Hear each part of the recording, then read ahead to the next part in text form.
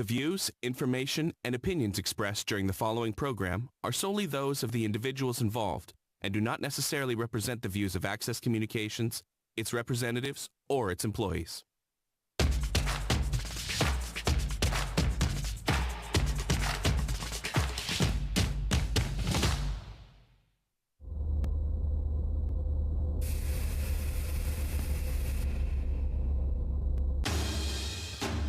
The RHSAA seeks to promote education through sport.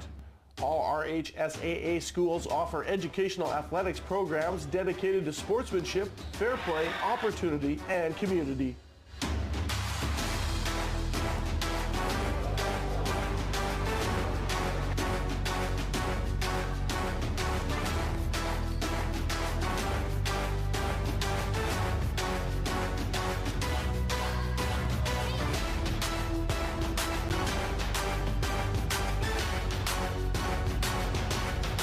The RHSAA would like to thank its sponsors. Coaching opportunities are available. If interested, please see your neighborhood school principal. Good evening and welcome to AccessNow's live coverage of the RHSAA's Blue Division City Championship for the Senior Girls Division between the 7-0 Riffle Royals, who are in first place, and the second place Harvest City Reapers. My name is Mike Silvius. I'm joined alongside my partner Nolan Coos tonight for an awesome matchup between the top two teams in our city. Nolan, what do you think to expect from this matchup here? Yeah, both teams had a pretty successful regular season. Harvest City returning to the city championship like they did last year. Riffle hungry for another one. Yeah, for sure. And Riffle has not won a city championship in this division since 1989. Coach Simone Bernauer is trying to get her troops ready to go. They've been a top team in this league for 10 years. We're here at Luther College High School this year, again, as the last few years. Awesome gym, full already. You can see the crowd super excited for an awesome matchup tonight. The first game here between our top two teams in the city. So you'll see that the Riffle Royals are in the white jerseys tonight. The Harvest City Reapers are in the blue jerseys. We see fans slowly still peeling into the gym. We've got some spots open on the end lines, but right now everything else looks pretty full. Nolan, early on, you know, it's a city championship. What are you expecting these teams, and what do you think they're going to try and focus on early on in the game? Well, you know, Mike, energy is the biggest thing in basketball. It's a game of runs, and whatever team comes out with the most energy right off the start is probably going to get up early and try and ride that. Yeah, I would have to agree with that for sure. Coach Joel Wells is on the Harvest City Reapers side. He has been coaching at Harvest City for many years. Took this team to the city championship last year in the 5A division. Unfortunately lost to the Campbell Tartans, but they were successful in winning the 4A provincial championship and will be competing in the 5A provincial championship for the first time in the school's history. So congratulations to Joel Wells and his team. He's got lots of returning players. The Riffle Royals have almost their entire team back from last year. No grade 12s last year, so they are ready and hungry for a city championship this year. Yeah, something important to note there, Mike, is that Harvest City lost 2 starters to go play prep ball in Ontario. So I'm sure Joel Wells has moved the pieces around a little bit, and he's looking how he can kind of find more success again this year in the city championship. Absolutely, and we're just kind of looking around at the crowd right now. We can see a huge cheering section for the Royals, a huge cheering section for the Harvest City Reapers. It's going to be an awesome energy in this gym. Love to see high school athletics. And we're going to throw it to the announcers for the starting lineups here for both teams. Royals. And the visiting team, the Harvest City Christian Academy Reapers.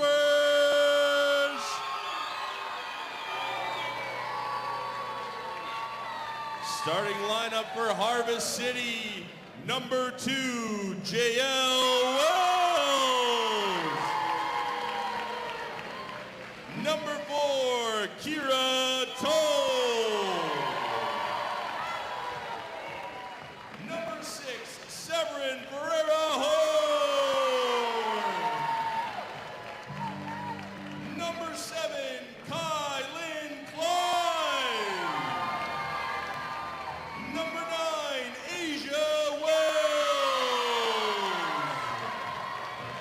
The head coach of the Reapers is Joel Wells.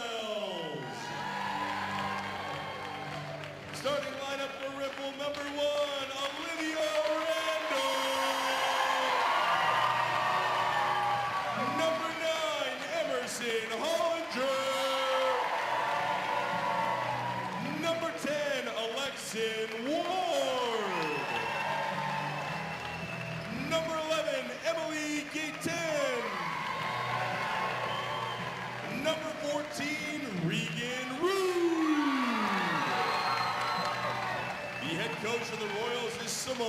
Bernauer. The officials for tonight's game are Andrew Sharp and Kylie Howard. The table official is assigned by RABO is Gary Harley. We would now ask if you could please rise if you're able for the singing of O Canada.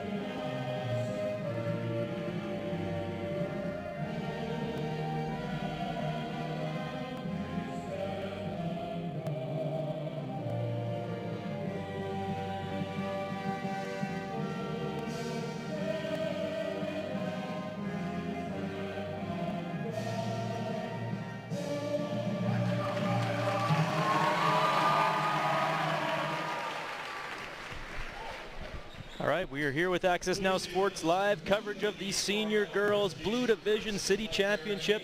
Starting lineups are done. The crowd is packed here at Luther College High School. You're here with two officials, Andrew Sharp and Kylie Howard, who will be in charge of this game. You see Riffle in the white jerseys, the Harvest City Reapers in the blue jerseys. Nolan, how do you want this game to start off today? If I'm honest, I want it to be an absolute shootout, Michael. Absolutely. Tip won by the Riffle Royals, and the Royals be going left to right on your screen, heading up to the front court. Number 1, Olivia Randall, reverses the basketball, and a quick turnover there.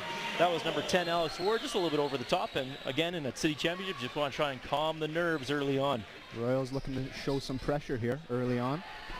Harvest City gets the ball inbounded. Number 4 on Harvest City is Kira Toll. Ball's reversed.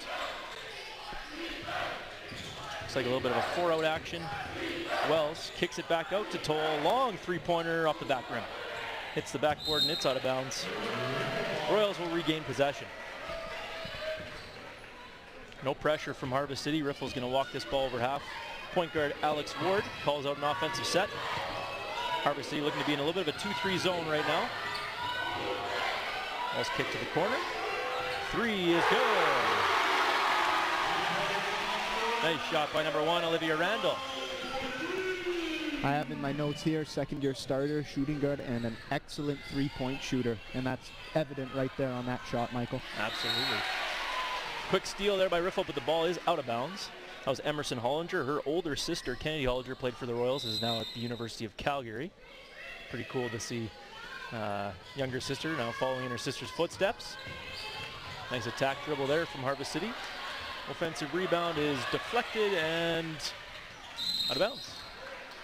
It's going to be Harvest City ball. 20 seconds on the shot clock early on. 1 minute into this game, 3-0 for Riffle. Yeah, a couple of nervy possessions here from the Harvest City Reapers. Probably just looking to see what's working against this aggressive Riffle Royals man defense. Ball's inbounded. Harvest City has it, and back up to Kira Toll at the top. Moved over to number 2, that's JL Wells. A long 3 is short and rebounded by Riffle. Alex Ward gets the ball up to the wing. That's Olivia Randall. Harvest City staying in that 2-3 zone. Rude kicks it back out to Randall and back to Alex Ward. Back to Randall. 3 is good. Excellent three-point shooter is correct, Mike. That's another one for Olivia Randall. 2 for 2 to start the game. We got some March Madness here up in Luther. 6-0 for the Royals early on. Good ball pressure right now from the Royals. That ball is also tipped and stolen, and Riffle's going to get out on the run. Riffle bringing a lot of energy on the defensive end right so far in this one. You can see they've got some veteran presence right now. They weren't in the city championship last year, but did finish 3rd in Hoopla. So they've played in some big games. Alex Ward's 3 is not good, but Emily Gatton with the offensive rebound. Tipped And out of bounds is going to be Harvest City ball. Riffle going to stay in this man-to-man pressure. Seems to really be throwing off the Harvest City offensive sets.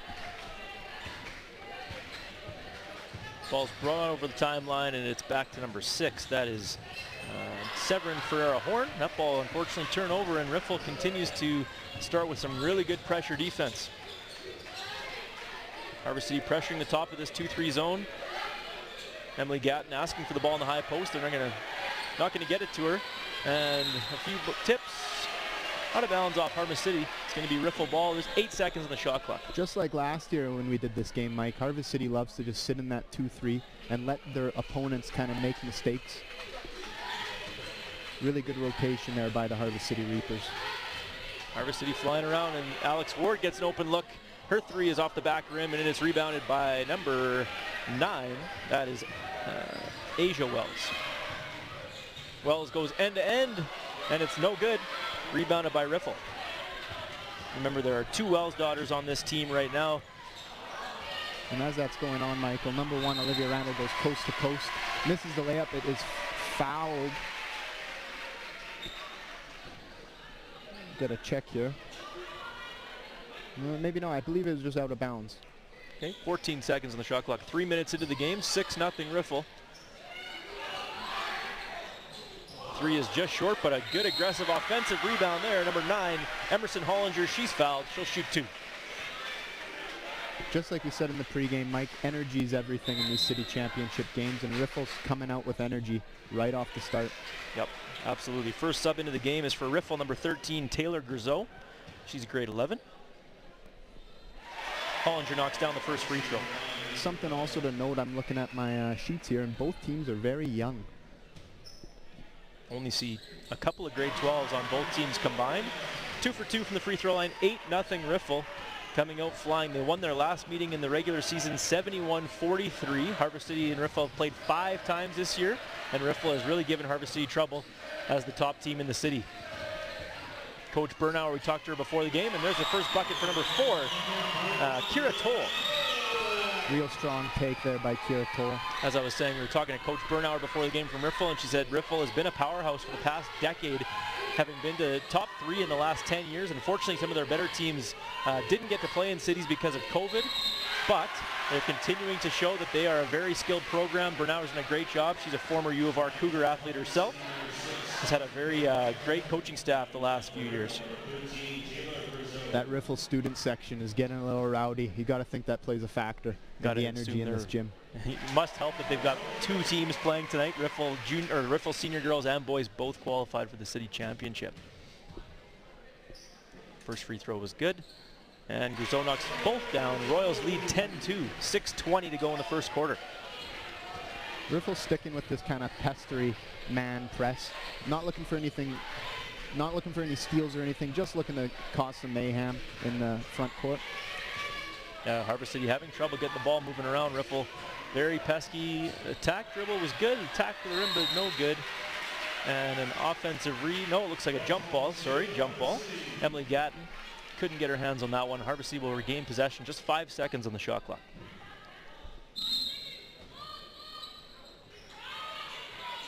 Josie Benz to inbound. Pardon me, that was Kylan Clive. And kicked out of bounds. Turnover. And a Royals ball. And it looks like Joel Wells is going to call his first timeout.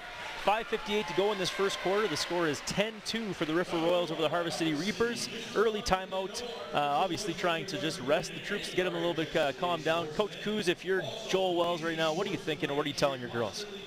Yeah, I don't want to sound like a broken record, but it's energy. All it is energy. If I'm calling that early timeout, I think it's an awesome timeout by Joel Wells. Just regather the troops and talk about what's going well. Okay, what can we improve on, and let's just take a breath. We're here, and we're ready to compete. Yeah, I would agree with that. He knows these girls have been here before. They were a very young team last year, and they ran into a very veteran team in Campbell. So he's probably telling them, you know what, we've been here before. Just calm down, right? Get a good shot at the rim every possession. No more turnovers. They got to get a shot every possession if they want to have a chance to beat Riffle tonight. I think Coach Bernauer is probably saying, keep up this pressure. Defense has been really good. They've really not given up any easy looks so far, so the Royals just want to keep this going early on in this game. The foul count right now, 2-0. Harvest City has committed 2 fouls. Riffle, no fouls so far, so nobody really in foul trouble. Yeah, anyone that knows anything about basketball is a game of runs. Definitely. Harvest City's only down 8. That can be brought up and caught up in a quick moment. Awesome crowd here at Luther College High School for the Senior Girls City Championship here on AccessNow Sports. Royals bring the ball over the timeline, up by 8, facing this Harvest City zone. There's a high post entry to number 13. Grizzot shot is just off the back rim and rebounded by Harvest City. Nice transition from the Reapers. Troll kicks it back out. Open look is good. Nice timeout, and there's a nice bucket, number 6, Severin Ferreira-Horn. You love to see that coming out of timeout as a coach. I'm assuming Coach Joel Wells said energy, and they pushed the ball down the floor, got an open shot, 3 points. Absolutely. Harvest City staying in this 2-3 zone. Ball gets to the high post. Shot is a little bit wild and rebounded by Grizzot, and she finishes her own bucket. 12-5 Royals. Yeah, my notes here say Grizzot's a leader on the court. She's dominating inside, and by those rebounds and those shots inside I'm seeing, I would have to agree. Yeah, definitely. Ball is back to Ferreira-Horn. She's looking to get another one. That hits the rim and out of off line. Riffle Royals ball. Ward kicks it up. Olivia Randall back to Ward. Good skip pass there. Hollinger for 3. Off the rim, but a nice rebound by Emily Gatton. She goes up strong. She is the ball is deflected or blocked. We're still fighting. Everyone's on the ground here. Holy. And looks like the referee has called a 3-second violation. Good defense there from the Harvest City Reapers, pardon me. New checks into the game for Riffle and for Harvest City. Riffle staying with this pressure, and you got to think too, Mike, they're getting lots of subs in, lots of bodies in, and that plays a role in the long stretch of things. Yeah, Riffle is known for their depth on this team. There's a hand check foul. Number 10, Alex Ward commits her first foul. Harvest City will inbound. That's number 2, J.L. Wells. Remember, she is in grade 9. She played on this team in grade 8 last year. Ball is stolen back by Asia Wells. She attacks to the rim. A little floater is good. 12-7. And let me remind you, when we commentated that game last year, J.L. Wells hit numerous three-pointers as a grade 8 in a senior city championship. It was quite impressive. She's got 4 more years of high school. Ball is skipped through the high post. Nice move there by Riffle.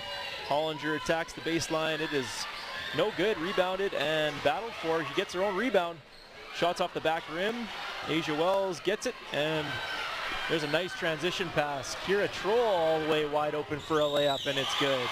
Kira Troll, you mean Kira Toll there, Michael. Pardon me. One too many letters. Toll is way better. Ball reversal. Ward takes a long 2, but again, crashing the O glass and a foul call. That was number 9, Emerson Hollinger, doing a great job crashing the O glass. She's fouled. Foul is also on number 9, Asia Wells. Yeah, the one thing I see right away from the Riffle Royals is that they really crash the O glass. They definitely do. I think they know they have a size advantage over Harvest City right now. First free throw is good by Hollinger. Hollinger in grade 12 at Riffle. Second free throw is good. 14-9 for the Royals with 3:26 left in this first quarter. Awesome action so far for the Senior Girls City Championship. Crowd very entertained, and it's just as entertaining up here. I'm having a great time, Michael. You're always having a great time, Nolan. I'm glad to hear it. Good ball pressure there from Riffle, but an easy kick past Asia Wells. Shots a little short and rebounded by number 7 on Riffle. That is Josie Bentz. Madison Geis reversed it back to top, and Randall for 3, just off the front rim. Rebounded by Harvest City. Good job getting back on defense, and good cutoff there. Ball is reversed. That's number 2, J.L. Wells. Back to Asia Wells. Sister combo, and a nice find off that move. Number 7, Kylan Clive makes this a 3-point game. Yeah, and number 9, Asia Wells, setting that play up with a beautiful pass inside. She's the lone grade 12 player on this Reapers team. You got to think she leads by example. Awesome basketball IQ there from Asia Wells. You have to assume it's partly because her dad is the coach, has been coaching at Harvest City for many, many years. Toll back to the rim, end to end for 2, and it's now a 1-point game. Nice take, Kira Toll. Kira Toll. In my notes, great athlete. I'd have to agree. She loves to run the floor. That's apparent early in this one. Harvest City sticking in this 2-3 zone, putting some good pressure on the perimeter, and Riffle settling for some tough jump shots right now. Yeah, Riffle's kind of getting away from what was working early on. They were really breaking down that 2-3 offense by swinging it to both sides of the floor. Now they're kind of settling for just some inside shots. Yeah, I would agree. Like long twos, contested jump shots. They hit some easy ones early. That was number 2, J.L. Wells, that took that to the rim and was fouled by number 8 on Riffle, Madeline Geis.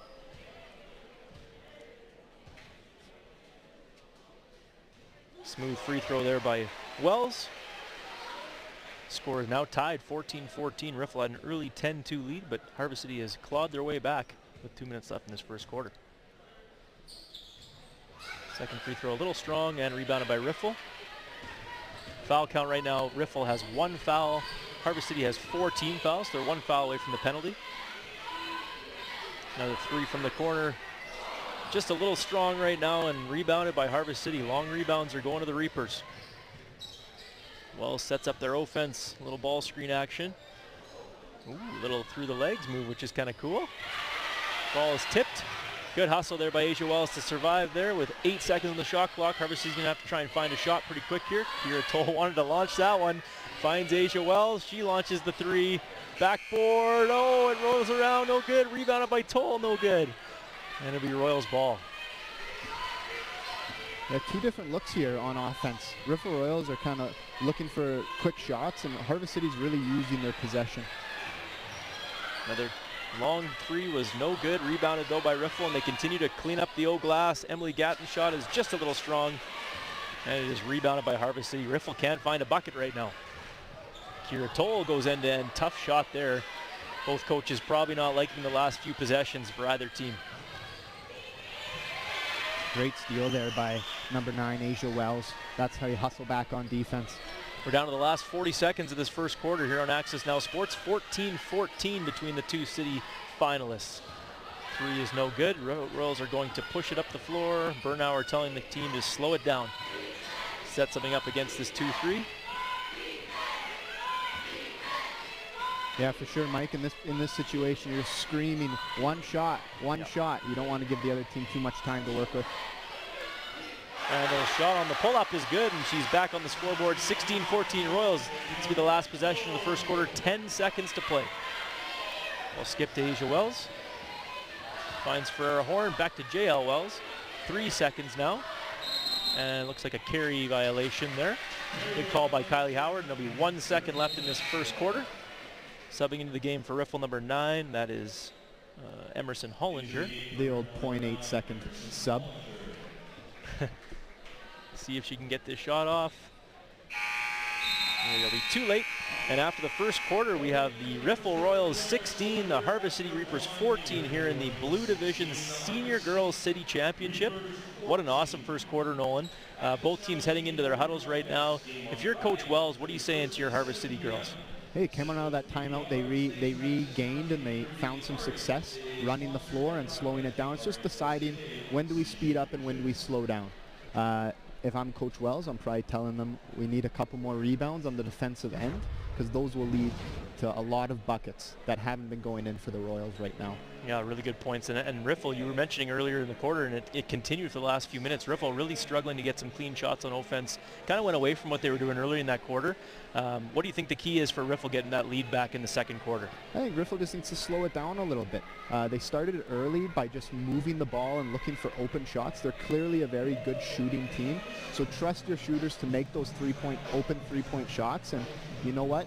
If I'm the coach of the Riffle Royals, I'm saying, you know what, ladies, we're dominating the old glass, so let's just put up open threes and hopefully grab a rebound if it doesn't go in. Yeah, I would have to agree with that as well. We've had an awesome first quarter. Hopefully this continues. We were asking for a shootout, and it was definitely a shootout in the first quarter. 16-14 Royals here on AccessNow Sports. Second quarter action coming right at you. Something to note about the Harvest City is that Harvest City is a two-way school, actually playing up in 5A division in Regina. So that just says a lot about the talent that is coming out of Harvest City. Yeah, definitely. Coach Wells has done a really good job building a program at Harvest City. He's coached lots of club teams in his past. He's obviously coached high school basketball for many, many years. Coach on the boys side as well for a while, and has done a really good job with his 3 daughters at Harvest City and building a really strong program. So obviously good luck to both these teams for the rest of this game, and they'll be headed to Prince Albert next weekend for the 5A Hoopla Provincial Championship. And I'm just peeking at my game notes here, and it's actually, this will be their 6th game against each other this season. Yeah. So Riffles won 3 of those contests. Harvest City has won 2, so it's an even matchup here. More fans just slowly trickling into the Luther College High School for this city championship. Love to see it. Awesome atmosphere for high school athletics. Quick travel to start the possession. Good pressure from Harvest City. See fans from all over the city obviously coming to watch the most important game of the senior girls city playoff. Both these teams were very successful throughout the year, and now it's coming down to the wire for this last one. Coach Simone keeping the early pressure on the Harvest City Reapers. Little double team action there, and that one is just strong from JL Wells, rebounded by Alex Ward. Number 1, Olivia Randall attacks the rim, makes a nice kick out to Emerson Hollinger. That too is just a little strong, and it's rebounded. Number 8, that's number 8, Ivana Lasso on Harvest City. JL Wells controls the ball, little crossover, nice pass. Oh, an extra move. Ferreira Horns 3, no good, but a nice ball movement there from Harvest City to get a pretty clean 3-point look. Yeah, that was a really nice look there from the Harvest City Reapers. Let the point guard break down the offense, dish it around, and get an open shot. Harvest City sticking in this 2-3. Olivia Randall with a deep 3, and it rims out, but an offensive rebound, and it's up and good. Number 14, Regan Rude for 2. Yeah, just like we talked about in the quarter time break there. If we want to shoot those 3s and we're grabbing those rebounds, if we miss, we're going to grab them and we're going to put them right back in the basket. JL Wells going end-to-end, makes a nice little scoop pass there. Ferreira Horn attacks, but good defense there from Riffle, staying straight up, and it's turned over and taken down the other end. Alex Ward with a skip pass to Randall. Really looking for her shot right now. A little crossover, hesitation dribble. Shot is just strong. Rebounded by Harvest City and taken down the other end. Kira Toll for 3, a little step back, and it's off. And now we got some back and forth action. Alex Ward finds her teammate, but Randall shot too strong. The ball's going everywhere. We're going back and forth. I can't keep up right now. Nice strong take there from number 6 on Harvest City. That is Severin Ferreira Horn. She is fouled by number 9, Emerson Hollinger. Nice little LeBron hop step to get that foul call. Absolutely. Don't get the extra step in Regina High School athletics, but LeBron gets away with it a little bit.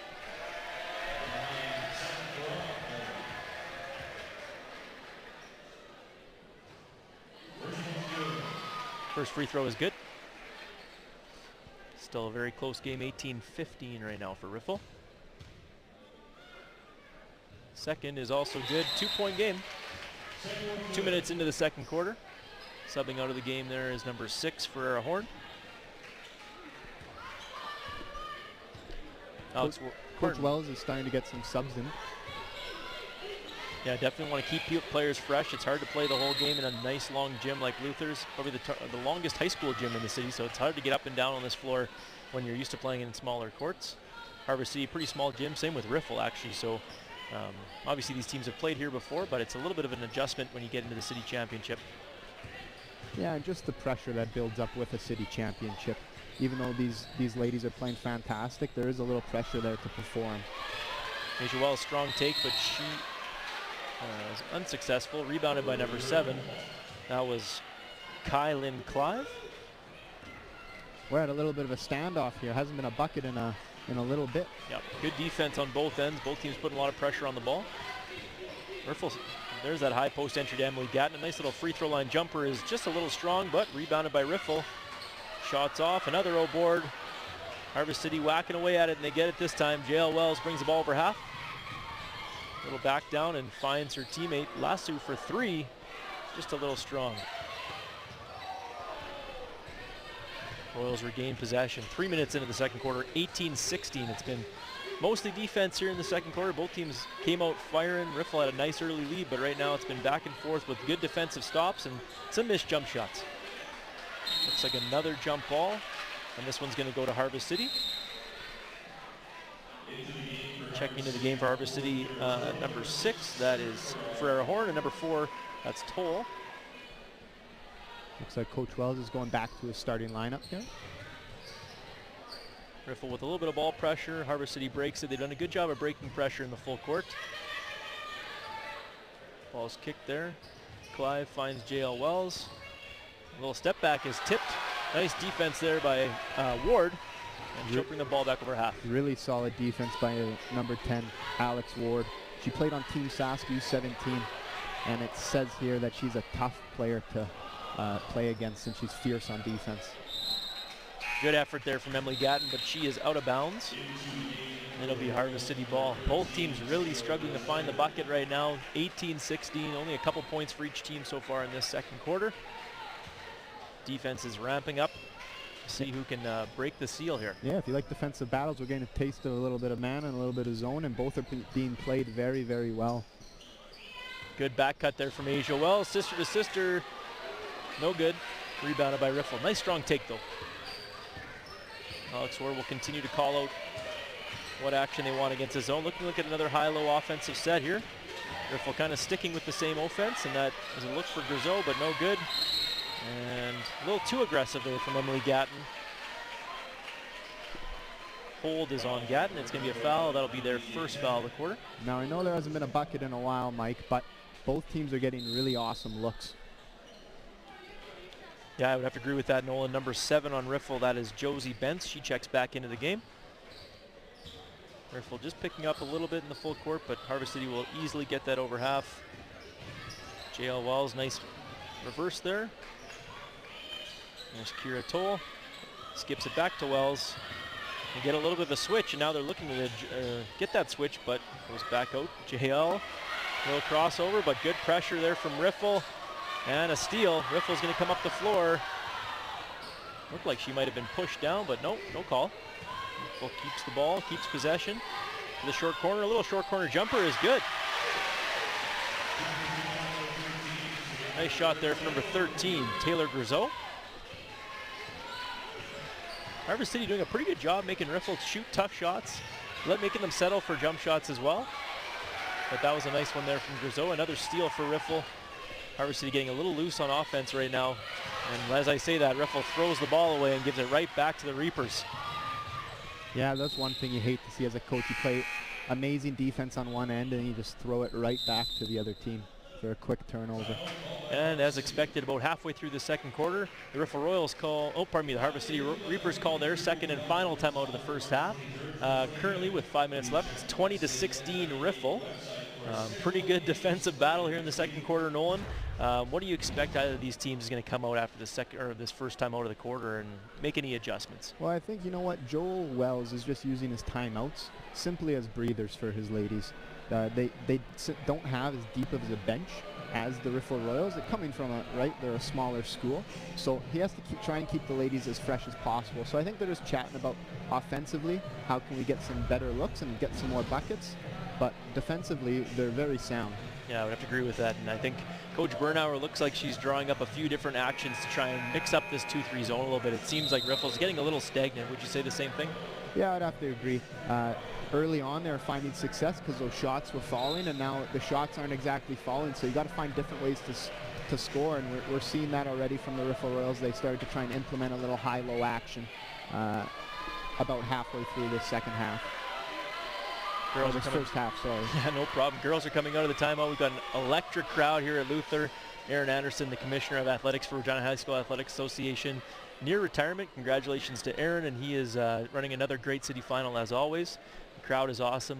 It's awesome to see high school basketball in the city alive and well, just like last year. And thank you to Aaron's wife who made us cookies. Fresh chocolate chip cookies, which I haven't been able to delve into. This game's just been too intense, Nolan. It has. It's back and forth action.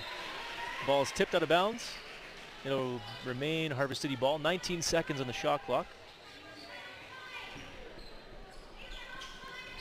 Nice seal by Asia Wells and a little bit of an aggressive defensive play there by Emerson Hollinger. Yeah, if a team's going to play man on you, that old little just push-pull, get one of your more skilled, bigger players in the post is always a great look. A little screen-the-screener action on the inbound, but errant pass is turned over, and Riffle's going to look out to run, try to get down the floor before Harvest City sets up that defense. Little short corner jumper is good there, number 7, Josie Bentz, nice shot. It's 2 back-to-back short corner jumpers for Riffle. That's what got them the 6-point lead here, 4:30 left in the second quarter. You got to think that might be a look Coach Simone and drew up in one of those timeouts. Yeah, I would have to agree with that. I think the goal will be to beat them down the floor so that Harvest City can't set up this defense. Riffle certainly has a little bit of a size mismatch when they have their starters on the floor. Asia Wells doing a pretty good job right now, though, exerting some force in the low post. Yeah, that's an adjustment Coach Wells made. He has Asia down low now, playing that little pick and roll. Really nice ball screen roll there, and just a little bit late coming over to try and get the block, or get the charge call. It is a block. It's going to be 2 free throws for Wells. Yeah, just as I'm saying that, she rolls to the basket, gets it fed from her sister, and now she's shooting 2. Asia knocks down the first, cuts the lead to 5, 22-17.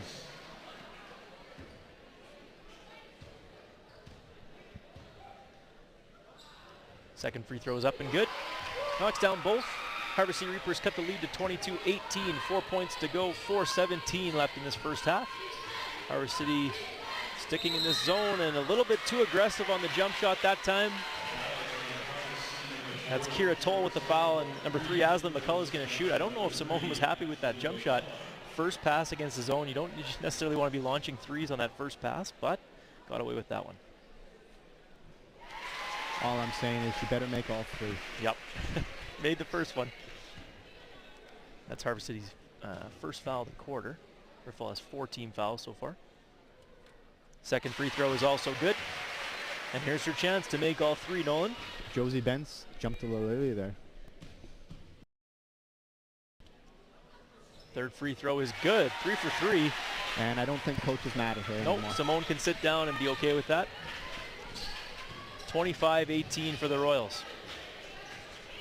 Ball screen from Wells. Wells brings the ball over half, but the pass is turned over, and Joel Wells is not happy with that one. Yeah, the Riffle Royals are just getting the hands in the passing lanes, getting touches, getting tips, and it's causing some disruption for the Harvest City offense. Yeah, you got to love active hands as a coach when you're playing good man defense. Not over aggressive. They have a couple fouls, but you're going to expect that. And a big 3 there.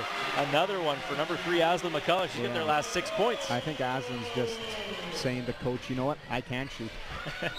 Let me shoot. I wouldn't be surprised here on a Riffle Royal possession if Aslan shoots another 3. You know what? She's got the heat check right now. If she gets another one, she better launch it. There's Aslan. Oh, she wanted it, but nice kick to the high post. And a really nice, strong take there, rebounded by Griseau, and good. And the largest lead of the game for the Riffle Royals, 30-18. No timeouts left for Harvest City, so they're going to have to try and survive this last 3.5 minutes, down by 12. Wells brings over half. Clive to Ferreira Horn, nice little jab step, but she runs into Wells. Asia finds the low post, Kira Toll, nice find and nice finish. Super nice play there by the Harvest City Reapers. When Asia Wells has the ball in her hand, good things happen. She is finding her teammates for open looks. 10-point lead for the for Riffle, pardon me. A little more ball pressure now from Harvest City. Aslan McCullough with a little pull-up, and it's good. Why not, Aslan? Why not tonight? Aslan McCullough, the grade 11 point guard, with another 2. She's got 8 of their last 10 points. Riffle leads by 12. Back screen there, and Kira Toll has the ball. He's going to attack the rim, but finds JL Wells for 3. It's short. Maybe some tired legs on that one, and 2.5 minutes to go. From the Royals here, I'm calling Aslan. Give it to Aslan. The ball is on the wing. It gets back to Ward, and a nice take. Rebounded by Harvest City. Full court pass to Kira. She picks it up and launches a 3. Not the shot you want right now. Coach Wells is saying, slow down, girls, calm down. He's getting a little bit, looks like a little frustrated on the sideline, because you know, as a coach, you can only do so much. Yeah, just shot selection, right? Let's use their best. Harvest City's best possessions have been when they use the full 24 and set up some nice ball movement, some nice screens. Yeah, I would agree with that for sure. Aslan McCullough brings the ball into the three-point line. She gets deflected. Alex Ward saves it. 10 seconds on the shot clock. Riffle slowing it down, looking for a cleaner shot. Shot fake and a nice ball reversal to Ward. Finds McCullough. And who else right now? Oh, the three's just short. Rebounded and given back to McCullough. She fires it over the rim, but finds Emily Gatton. And there's another rebound. Harvest City's got to get their hands on the ball, and it is stolen by Riffle. Ward's shot is just a little strong, and Harvest City can just hope for a jump ball right now. Yeah, Riffles are sending about 3 to the glass right now. They just want those offensive rebounds, and I don't blame them. Yeah, smart decision by Coach Bernauer. Harvest City hasn't really killed them in transition, so they're going to use their size to get as many rebounds as possible. Harvest City trying to cut this lead back to single digits. They're down 12 with 1:22 left in the first half. And remember, if you fans were listening early on, Harvest City returning to the city championship this year after losing to Campbell, finishing second last year. Lots of returning players with lots of still lots of young talent, as Kira Toll hits a steal and she gets another fast break. Oh no, unfortunately no good on that one.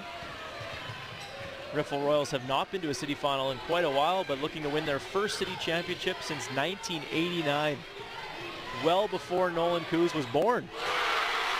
As I say that, we're getting even closer. It was Aslan again. Of course That's it was 9 Aslan. points in the quarter for Aslan. 11. 11. Little jumpers, or yeah, little jumpers. You'd love to see that coming off the bench. Absolutely. It's Barbo basketball. It's not about just your best player. You have those role players and great bench scoring right there. Asia Wells with a nice strong take, answers, cuts the lead to 13. Riffle looking to get their lead with 25 seconds left in the half, trying to get one more bucket before the buzzer. Harvest City flying around in this 2-3. Riffle slowing it down. McCullough for 3.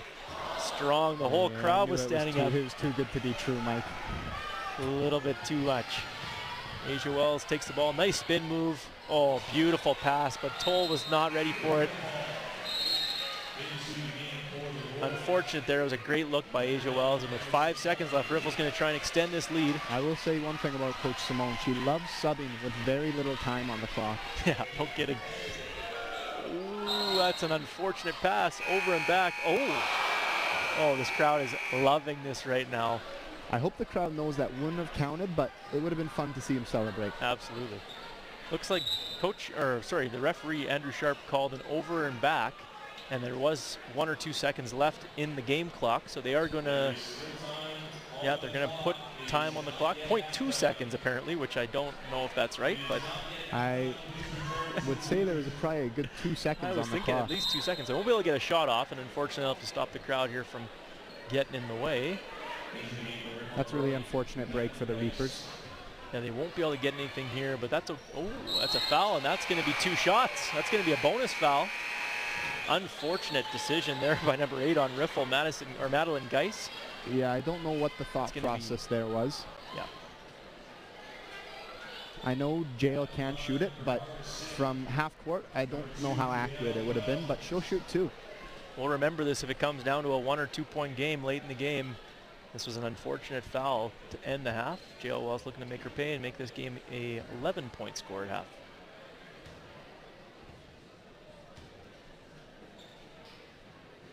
First free throw is no good. JL Wells will try to cut it in half here, make 1 and 2.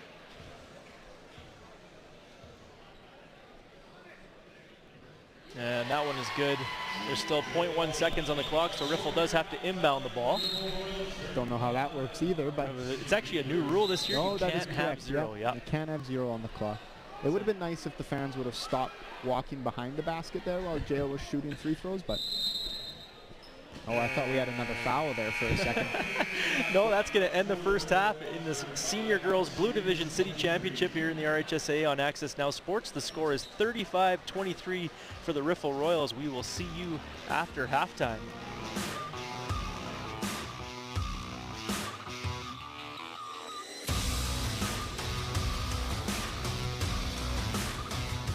The hockey legends of tomorrow are on AccessNow Sports today. Bedard. He scores! How the heck did Watch Bedard, Howe, and the boys in red, white, and blue right here on the home of your local All-Stars. And follow AccessNow Sports for highlights, stats, and schedules. Regina Pats Hockey, the legends of tomorrow, right here, right now on AccessNow Sports. Find out what's happening in and around Regina. Watch Talk of the Town as I interview a wide array of guests and local celebrities who make this town great. Talk of the Town with Lisa Peters, brought to you by Connexus Credit Union. At Connexus Credit Union, connecting to communities across Saskatchewan is a commitment we've upheld for over 80 years. It's part of our fabric and what allows us to deliver on our purpose of improving the financial well-being of our members and communities. Hey team, my name is Brendan McKenzie. I'm going to be your host on Level 10's Fit for Life program on AccessNow TV. Join us for our 10-week fitness series.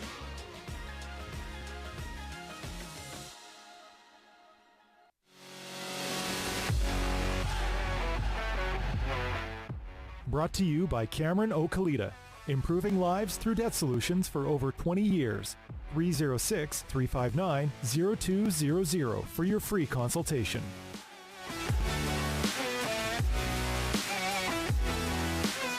With 2 minutes, 34 seconds to go in the fourth. Good pass right through the middle. Sweeney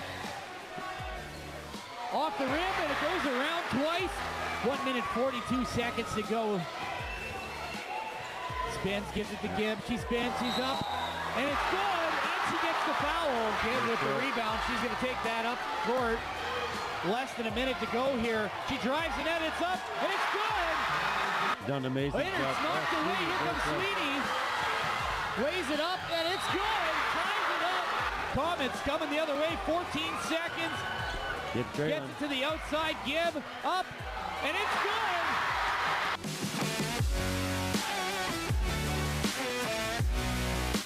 Tonight with McGrath obviously focusing in on him, but you can see the body control in that last finish. He's a special player. And looks like number 22, Knash. Out to the outside, he puts it up, and he gets it! Well, the one thing about this tournament, it really shows if a player can play in front of a crowd with a lot of noise and a lot of pressure. You know, as the game comes to a close and McGrath gets to hang a banner here in the Semple Gymnasium, we should probably give a shout out to our special guest and the huge hoop in the arm.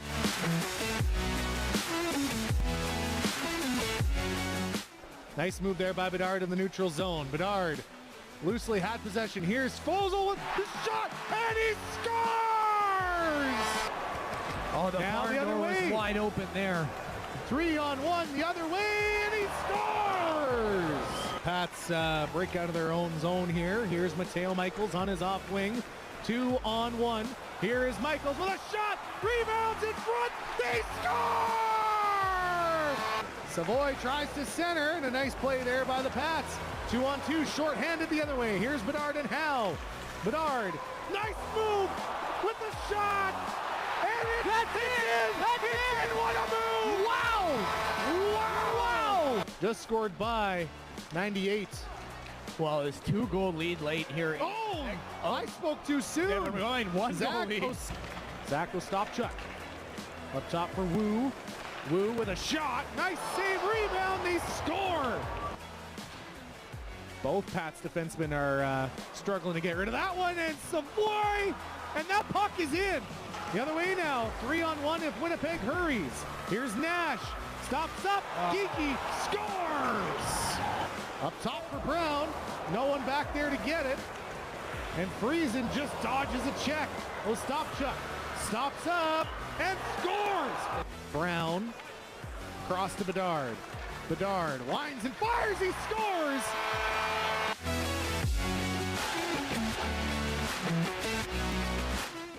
Here's the Hurricanes. It's up. They score. It's Jet Jones. Chance developed out of nowhere. Cravenshire bodied off the puck by Tanner Howe. Back comes Bedard. He's got some room on the right wing side. Going wide. Disposal in and shooting, and he scores. In the second period, 2-on-2, maybe a 3-on-2 for Lethbridge. Edwards in, shoots, and he scores. Brown, Spencer. Aremba's parked in front. Here's Whitehead, a jam play. Save is made. It's loose. Aremba back at it. They score. Should pay dividends at the end of the year. We're underway to start the third. Here comes Bedard. He'll drop Suzdalev. How? And they score! 16 seconds in. Spencer. Most of the play's been down right in front of us in the leftward zone. There's a shot stop. Rebound's loose. It's still free, and they score on the rebound.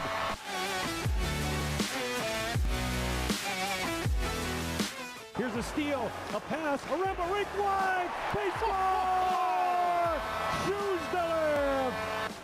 Sped back here to Hammett. Hammett a shot through his screen, they score! I think I got tipped in there. Racing down is Rorsma on the backhand in front, and Polchakov whacks at it. It's still loose. Here's a shot by Manti, left hand safe, rebound, they score! Andre Malievan, nifty move, and the Russian over the line. Rink wide pass over here. There's a shot by Greening. Deflected and he scores. Head up. Now middle blue line for Svozil. They switch spots. Svozil rink wide. One-timer. They score. Back for Alex Suzdalev. Rink wide. Here's Bedard. Waiting. Back for Svozil. Svozil shoots. Deflected. They score. Stringer tries to hold the zone. Rorsma, rink wide pass broken up. Here's Suzdalev, in on goal. He scores!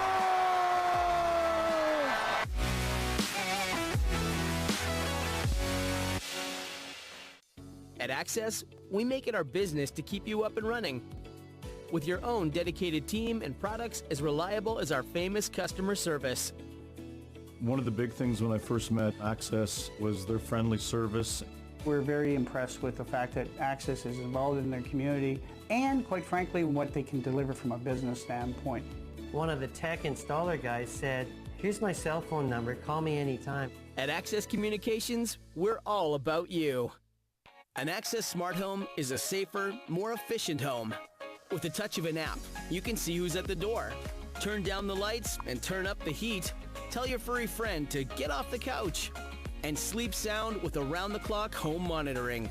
Access Smart Home puts you in control. And of course, our famous customer service is always included. Make your home a smarter, safer, more efficient home. Learn more at myaccess.ca.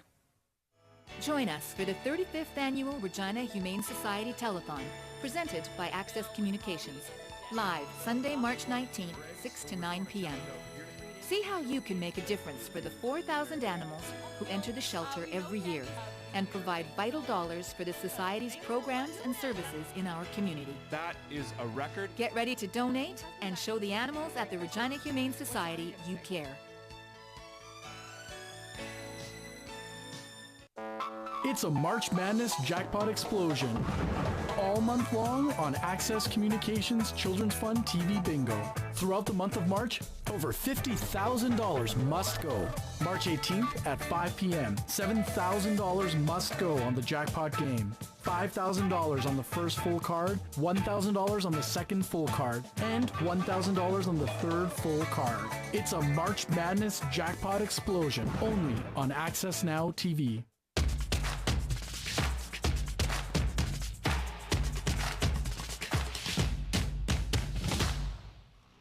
And welcome back, everyone, to Access Now's live coverage of the Senior Girls Blue Division City Championship. You're here with Mike Silvius and my partner in crime, Nolan Coos. We had an awesome first half. The Riffle Royals lead 35-23 over the Harvest City Reapers. Nolan, give us some first half stats if you got some. For the Riffle Royals, Olivia Randall with 8 points and Aslan McCulloch heated up in that second quarter. Got both of us going with 11 points. And for the Harvest City Reapers, number 2, Jael Wells with 6 and Kiera Toll with 8. Awesome so far. Thanks, Nolan. And so far, so good here. The crowd has been amazing here at Luther College High School. Action-packed action here. March Madness, as you might say. It started up this afternoon, and we're continuing it through the night here in Regina, Saskatchewan for the city championship. The boys are following with Riffle and Miller. You know what, Mike? I love that. Action-packed action. Oh, you gotta love it. You love to hear it. Andrew Sharp bringing that ball in. Always looking sharp. Teacher at Winston Knoll. Assuming he's going to get this one going real soon. And the Royals are running back into the court. And a roaring applause for the Royals coming back into. I think Coach Simone planned that just to send a statement over that Harvest City bench. Either that or she's terrible at keeping time. Yeah, she might have forgot they were playing in a city championship. Second half's just about to start here. Coach Wells probably drew up a few things to try and get some easier looks for their star players. That would be two of his daughters, really. Asia Wells and JL Wells have had some really good looks. Ferreira Horn also unfortunately missed a few in the first half, but Harvest City ready to go in this 2-3 zone. The Royals had a really good end to that second quarter. It was a close game for most of that second quarter and really the whole first half until Riffle started hitting some shots. McCullough came out firing and scored 11 points in the last 5 minutes of the second quarter. Hopefully she'll continue that for Riffle. Looks like Royals starting in a high-low action just like they had in the first half. And here we go, second half action coming at you. Crowd slowly back to their seats here at Luther. And starting lineup is the same for Riffle. Nice find, Emily Gatton. It's a little bit strong, but it is, and it's fought for. Harvest City gets it. Kira Toll brings the ball over half. Pulls up. Back to point guard JL Wells, and Asia Wells has at the top of the ring a 4-out action. Pass is a little strong, but Asia saves it. Skip pass also somehow finds a Reaper. Tough take, no call, and it's going to be Riffle ball. Yeah, it seemed like a little miscommunication there on the Harvest City Reaper side. Ended up getting a decent look, but not great. Oh, a tough steal there. JL Wells has it. She's going to attack the rim. Good stop though by Riffle, and a long three for Ferreira Horn. No good. Offensive rebound Kira, and JL Wells gets an open look, just short. Good looks though for Harvest City. You'll be happy with those. Riffle rebounds the ball, brings it over half. Yeah, the story of the Harvest City offensive half, or in the first half, was just the shots weren't falling. I think they're getting good looks, and they're starting to shoot it early right away in this second half. Another steal there from Harvest City, and Ferreira Horn brings it over half. Finds Asia Wells, dribbles it off her foot, and it's going to be Royals ball. Yeah, she made a nice move to the basket there, but forgot the ball. You need that to score. You do. Strong take is no good, but a nice offensive rebound there from Emerson Hollinger for two. Royals extend their lead to 14 here early in the second half. Yeah, story of the half, Riffle Royals on the offensive glass. I don't have the specific stat, but it's a lot to not a lot. Good response there from Asia Wells. She gets it and the harm. She's going to shoot one free throw.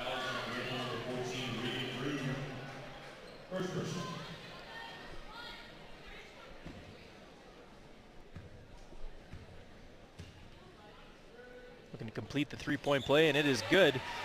Harvest City cuts the lead to 11.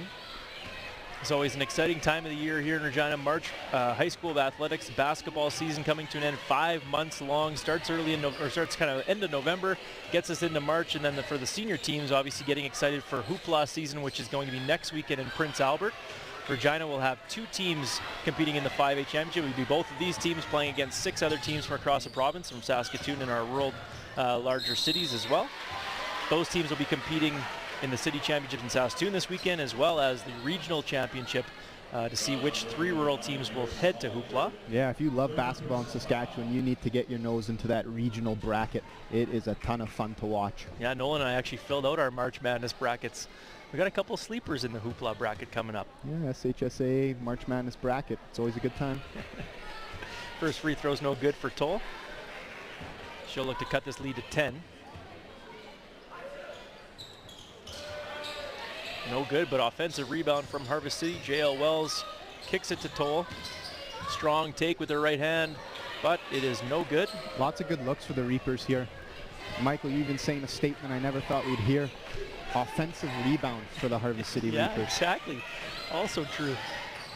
3 is strong by Alex Ward, but doesn't hit the rim, so it's kind of an awkward bounce right to Emily Gatton. Right place, right time, and she's fouled. She'll shoot 2 free throws. Fouls on number 6. Severin Ferreira Horn, her second foul. Yeah, and it looks like Emily also played on the U17 Team SAS. Lots of Team SAS players playing in this one tonight. And she also played Team Canada Rugby. Wow. Oh, sorry.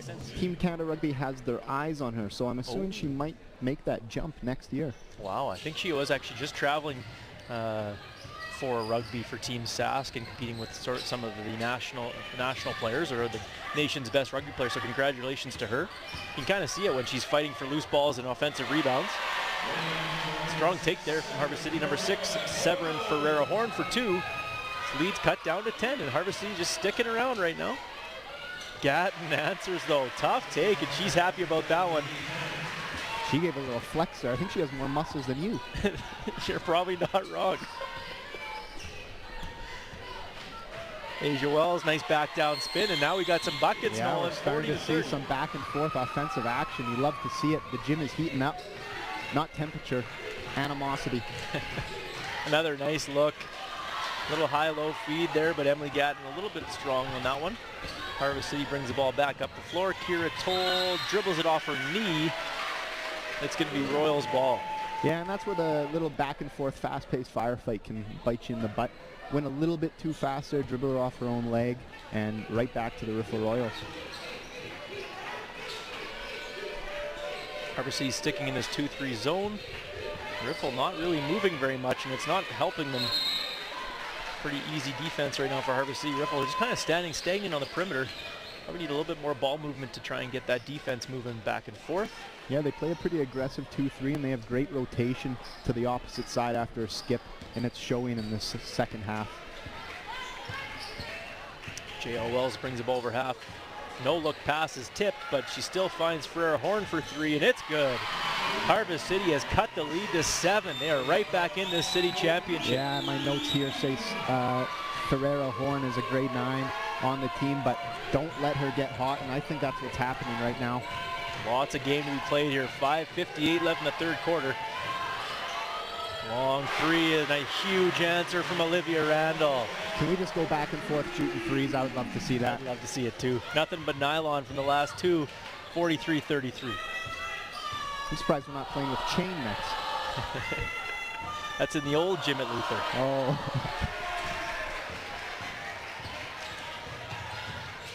Ball comes over half.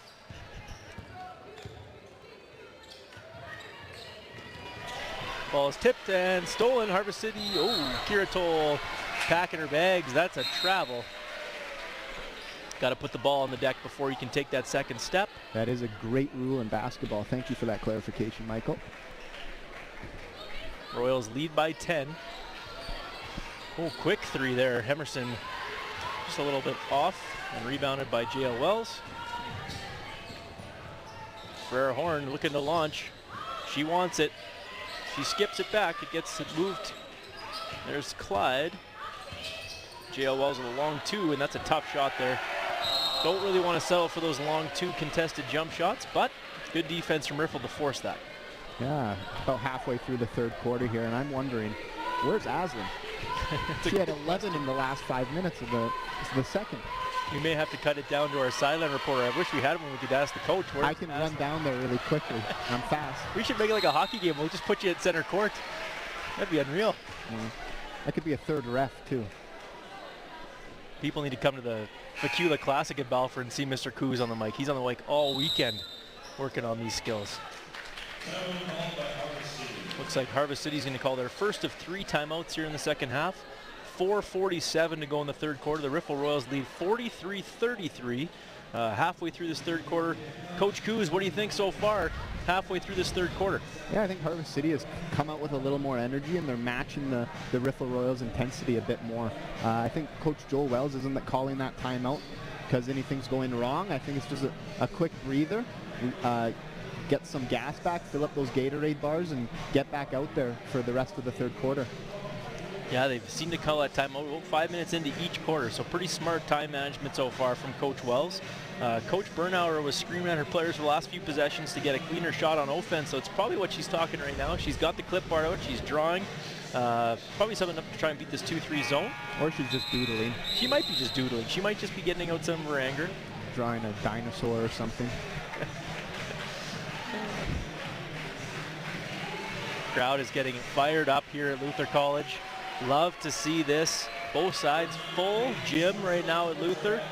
Yeah, it looks like we got some people standing at the door. That is usually a good sign. That means the gym is packed. Yeah, I love to see it. RHC is going to inbound. 19 seconds on the shot clock. Asia Wells finds JL. She picks up her dribble. Kira Toll gets a clean three. Just out. Royals ball. Olivia Randall flips that over to number 9. That is Emerson Hollinger. She kicks it. That is deflected, and it's going to be Harvest City ball. Pretty good defense there. Tough take there by Josie Brents. Kira Toll kicks it back to JL Wells, to her sister Asia. Back to her patented spin move, and she is fouled. That is a tough take. Great look there from Asia Wells. She's got to keep going to that. Yeah, I could hear that slap from up here with my headset on. It's a good call then. It's a great call by official Kylie Howard. Asia will shoot 2.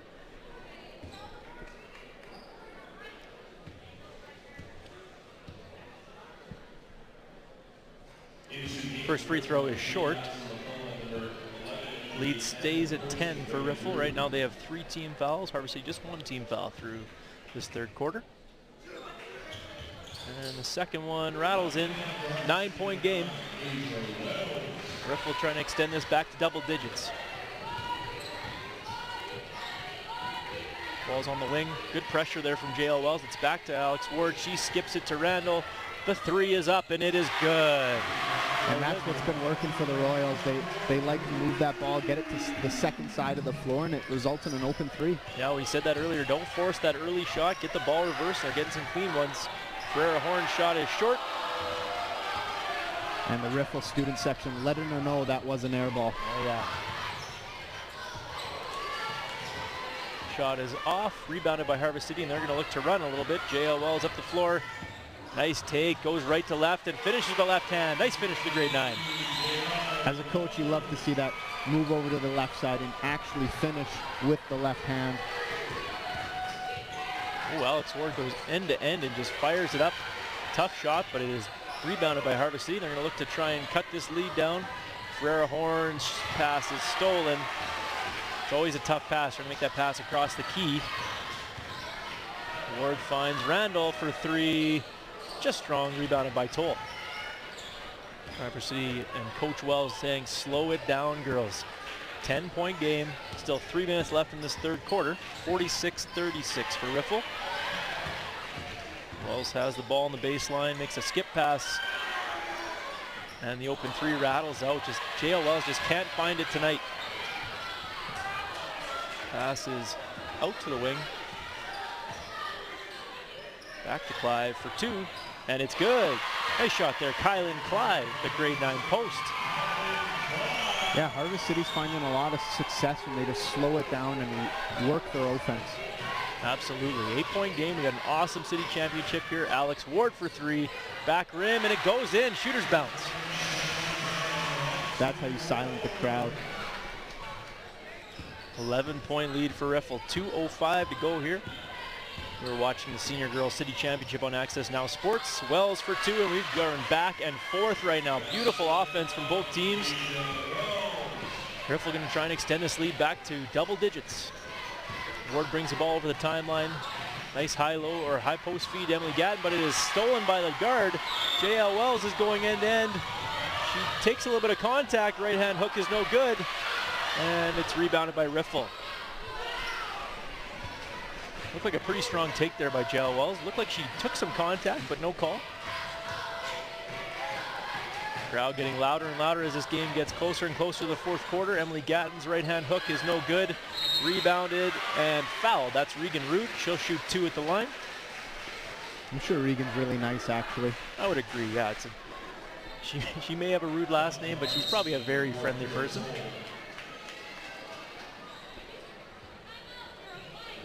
And Coach Simone is going to use her first timeout of the game.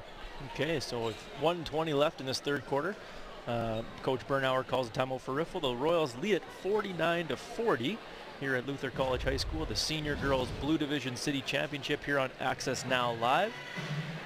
Coach Coos, what are you thinking right now? There's about a minute left in this third quarter. What are you saying to your girls if you're either coach? I think Riffle, Coach Simone Bernauer, is just using that timeout just to talk to our girls to say, hey, every possession we've slowed it down and got a good look, we've scored. Both teams are really quick to take a little heat check after some success on offense and start throwing up some not so great shots. So I think they're just going to both regain, try and finish the quarter strong. Yeah, I would have to agree with you on that one. Coach Wells getting an extra breather for his team right now. He's probably going to get his starters rolling here with a minute 20 left in the third quarter. The lead has gotten cut to 7. That's as close as this game has gotten in the third quarter. Pretty impressive. Are you sure your math is correct? No, I'm not sure my math is correct. It's a 9-point game. No, I said the lead has gotten as close as 7. Oh, I'm sorry. I might have been unclear. I know you're the English teacher, but I know I'm not very good at math either. We're not the smartest people. Well, we can watch basketball though. We're good at that. Best. We try our best. It is currently a 9-point lead, and if she makes this, it'll be 10. But she didn't. If she makes this one, it'll be 10. That was quite rude.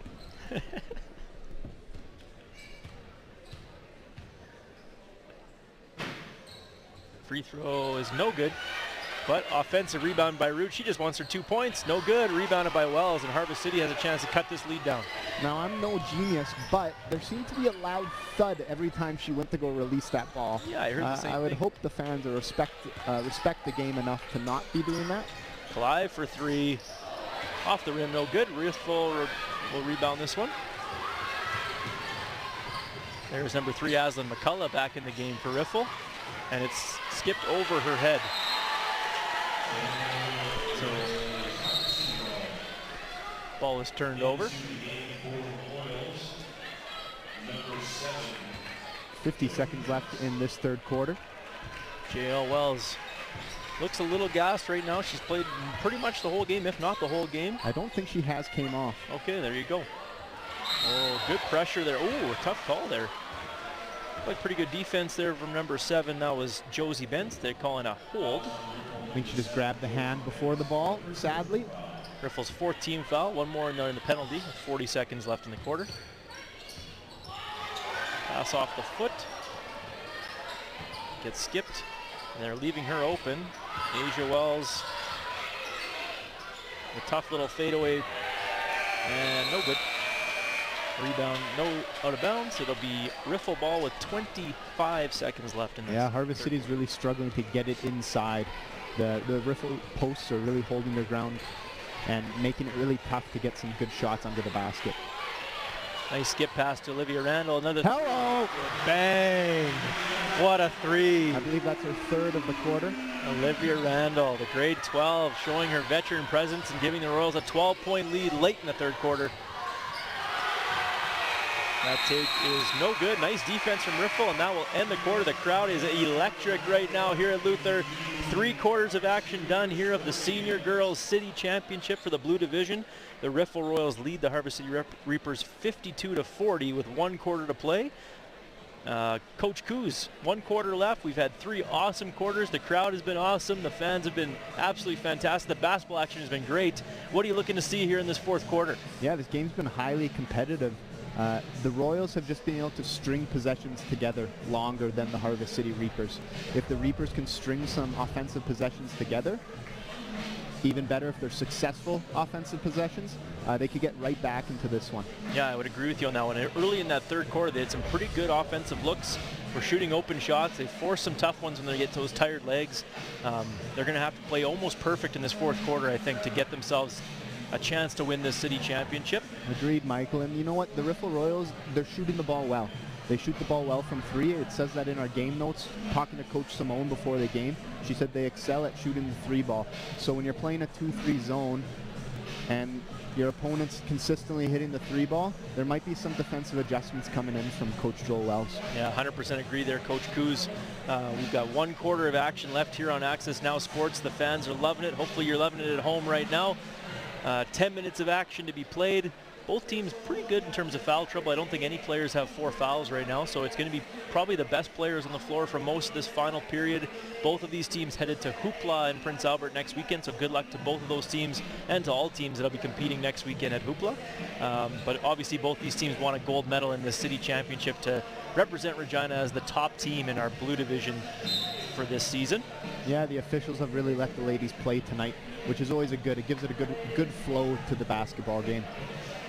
Definitely agree with that. Some cool signs set up there by some Riffle fans. We got Harvest City fans that put some signs out there. You got to love that. Just love the energy in here. There's been city championships all throughout the week. Our white division junior and senior city championships, as well as our blue division junior championships, have all occurred already. So congratulations to all the teams that have won city championships here in Regina. And this is the last one for the girls, followed by Riffle and Miller competing in the senior boys right after this, live on Access Now. We're into the fourth quarter. Quick skip pass, an early post entry, a nice ball reversal. Aslan McCullough dribbles it, forces a tough one, and good defense from Harvest City. J.L. Wells brings the ball over half, kicks it back to Ferrera Horn, and it's skipped. Kira Toll kicks it. Clive back to J.L. Wells. Shot fake and goes hard to the rim, goes left hand. It's a little bit weak and no good. Yeah, really good possession there. They got the ball to the second side, got a good look inside, just couldn't get it to go. Aslan McCullough looking to continue her hot shooting from the game, but just a little bit off. Rebounded by Riffle. Another skip pass to Aslan. And they're calling 3 seconds on number 7. That's Josie Bentz, who was just parked too long in the paint. Harvest City ball.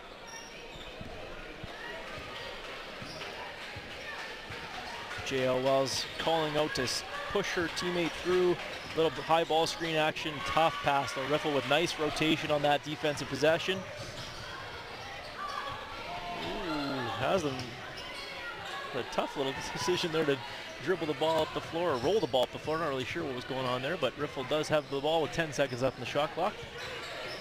Good ball pressure right now, and Kira Toll backs up, lets Aslan rifle it up, no rim. Bouncing ball. And she gets it off in time. It's good. And Benz finishes it. Right at the buzzer. 14-point lead for the Royals here. Quickly running out of time. If Harvest City can't find some buckets, they're going to have to find some good looks really quick. Clive looks at the rim, doesn't force it. Ferrera Horn. Lots of dribbling right now, and Riffle just playing really good defense on the ball. Yeah, it was great defense to cut off and beat the offensive player to the spot, results in a steal. Yeah, Harvest City kind of settling for a lot of one-on-one actions right now. Alex Ward for 3. Huge shot for Riffle. Their largest lead of the game is now at 17, 57-40 for the Riffle Royals. Coach Joe Wells calls a timeout. 17-point lead with 8 minutes left in this fourth quarter. Yeah, and like I just talked about at the quarter time, when the Riffle Royals are shooting the 3 ball that well, it is tough to play a 2-3 zone defense against. 100% agree with that, and they've stuck in that zone, but Riffle shooting their way out of that zone to give themselves a big lead. Right now, Riffle doing a great job defending the ball. If you're Coach Wells, you have to probably assume he's going to draw something up to try and get some ball movement.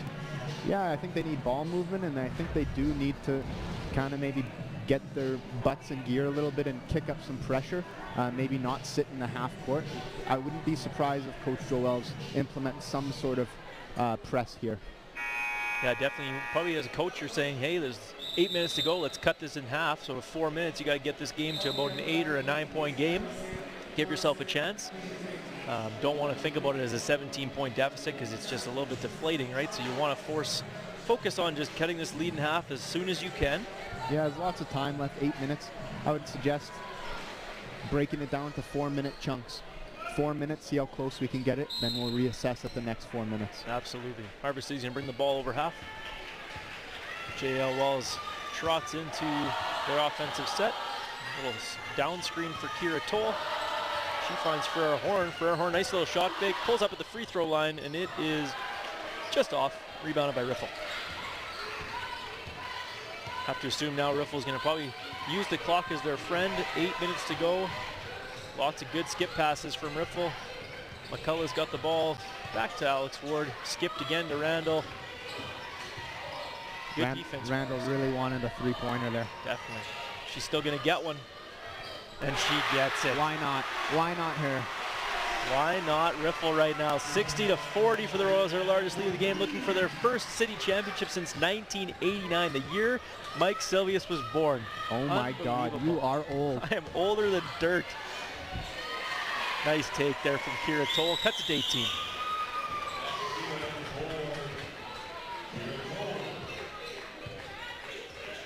Strong take. Alex Ward just goes right through the middle of that zone. Rebounded by Riffle and Olivia Randall with a right-hand hook. No good.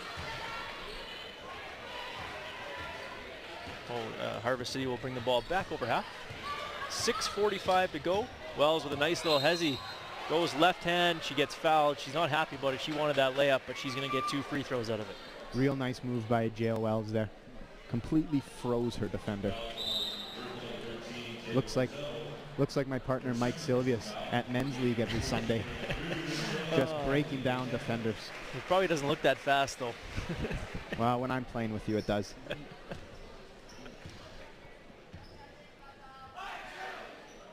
Wells knocks down the first free throw. There's quite a large sneeze in the student section there. Hopefully they get some allergy medication for the next game. Second free throw is also good. Nice shots by Wells. 16-point lead, 6:40 to go. Harvest City staying in the tried and true 2-3 zone. Riffle extending the zone by widening out those wings. They're flipping the ball left and right. Randall with a nice head fake, gets the ball skipped again. They're just going side to side. Ooh, tough take there. It was a little bit too much. Gatton saves it though. Ward shot fake. Ooh, little spin. Free throw line jumper is good. Nice shot. Oh no, where are you going? Ooh. Nice little fake there by number 10, Alex Ward. Skip pass to Jael Wells. She's fouled again. No bucket. It'll be Harvest City ball on the end line. Real close to an and one there, but I do believe that's the right call.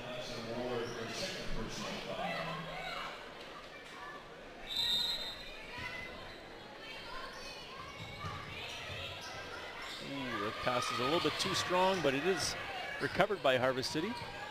Asia Wells wanted to launch that, but oh, good help defense from Riffle. Good effort from both teams, but Riffle doing a really good job helping. Quick jump ball there, and I believe Harvest City will keep possession. 4 seconds on the shot clock here for Harvest City. Nice inbound play. Jael Wells for 3, just too strong, and it's rebounded but too late. Shot clock violation on Harvest City. 5:47 to play.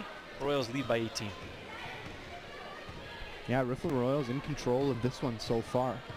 Definitely a sense of urgency on the Harvest City defensive side. They're flying around a bit faster. Definitely agree, Nolan. And there's Randall in the corner for 3, and it's good. Yeah, when Randall's doing that, it's going to be tough to claw your way back into this one. I believe that's her 5th 3 of the half. Excellent job by Olivia Randall, shooting the lights out today. The grade 12 looking for that city championship. Offensive rebound by Wells is no good, and it's rebounded by Riffle, and they're going to try to extend this 21-point lead, largest lead of the game right now, 5 minutes to play. Good pass fake there, and Randall's got the ball. Kicks it back to Ward, back to Randall. Nice inbound, nice high post entry to Emily Gatton, and she had a great steal there. Nice find by Randall. Yeah, that's a tough two-player punch there. If Randall's not going to shoot it, she's going to give it inside to Gatton, and Gatton's going to power away inside for a layup. Riffle's made some great adjustments since halftime. Coach Bernauer obviously drew up what they were looking for in their 2-3 zone offense. Didn't force a lot of tough shots on that first side of the floor. They've been moving the ball lots, reversing it. Lots of high post entries. They're not scoring a ton in the post, but that's okay. They're just trying to tighten up the defense a little bit and get some open looks out of it. Agreed, Michael. Number 1, Olivia Randall subs out, but I do see in my notes here that she's heading to Thompson Rivers University next year to play basketball, I'm assuming, or I don't know. Congratulations to Olivia. But Thompson Rivers got a good one. Nice take there by Clive. She's fouled. She'll shoot 2. 23-point lead for the Royals.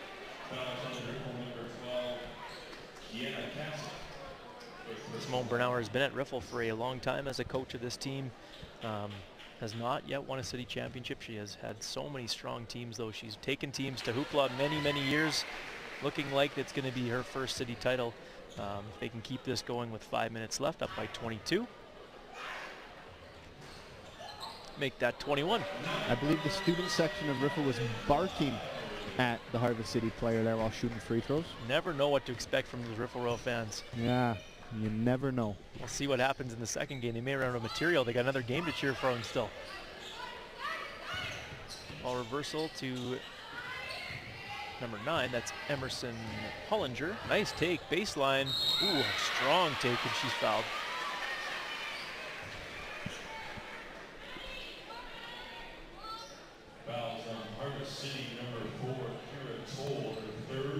Hollinger will shoot 2. That was Toll's 3rd foul.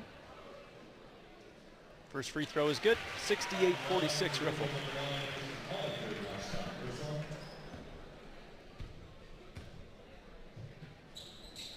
Hollinger knocks down the second free throw. It's a 23-point lead here on Access Now Sports. You're watching the Senior Girls Blue Division City Championship. Regina High School Athletic Association March Madness, as you might say. Riffle gets another steal, and they're trying to hold on to this lead with 4 minutes left. Not sure what we were to expect in this game, Nolan, but so far you can see the team that's probably playing better, definitely holding a pretty strong lead right now. Yeah, Riffle's just been dominating the offensive glass, which is leading to a lot of easy buckets.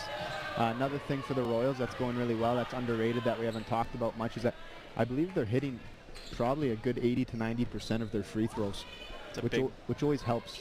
Absolutely. Skip Emily Gatton, a long 2, a little bit out of her range perhaps, and it's rebounded by Harvest City. Lead pass is a little bit too strong and turned over. It will be Riffle ball with 3:40 to go. And for the Harvest City Reapers, there's definitely a lot of fight there and a lot of heart, but when you're playing the whole game like some of them are, it's tough to get into that second gear when you have not much left in the tank. Absolutely, and you have to assume, although this game is not over yet, Harvest City will probably be back. You have to assume they're going to be one of the favorites moving forward, as they have only one grade 12 player in Asia Wells. Obviously, she is their leader, and she has been very good for this team, but to look at that roster and see that they have 3 grade 9s that play pretty heavy minutes. It's actually 3 of their starters. They also have a grade 10 and 2 grade 10s and 3 grade 11s. So lots of promise moving forward at Harvest City. Coach Wells has got to be happy about that. It's never easy to lose, but at the same time, you got to be happy with the future of Harvest City in terms of their basketball program. Yeah, they're really impressive for how young they are. Majority of their roster would be considered, honestly, in Regina a junior team, but they're competing at the senior level. And not to discredit the Royals at all, but they also are quite young for senior basketball. Majority of their team is in grade 11, so I'm assuming that they'll find some success come next year too. We could even see a rematch of this next year. Very possible, you know that. 4 of the grade 12s for Riffle are starters on this team, obviously leaders, and they've been awesome on this team for the last 2 years. But you got to love the fact that you got lots of youth on this team and ability to try and maybe perhaps go back to back. And I believe Coach Wells used his last timeout of the quarter here. What do you think Coach Wells said to them in that timeout, Mike? I think he's just trying to calm them down a little bit and probably saying we're going to have to take some pretty quick shots down by, over 20 points. You're going to have to take some pretty quick threes, hopefully make a few, and probably pick up some pressure right now. We got the jam still playing. Pretty unreal. It's like NBA right now. We're listening to Little Baby while playing the city championship game. Great defense there by Jail Wells. Definitely. 6 seconds on the shot clock. Alex Ward gets an open 3, and it's just off. Harvest City's going to bring that ball up to the floor. Kira Toll crosses the timeline, kicks it. That's for a Horn. She goes strong to the rack, right hand, and she is fouled. She'll shoot 2. One thing to know on the Harvest City Reapers side, they're clearly led by Coach Joel Wells, who's in impeccable shape himself. I don't think he sat down once this game. No, that's probably true. He's probably got a lot of steps on that watch right now. That takes an athlete. Nice free throw there from Ferreira Horn.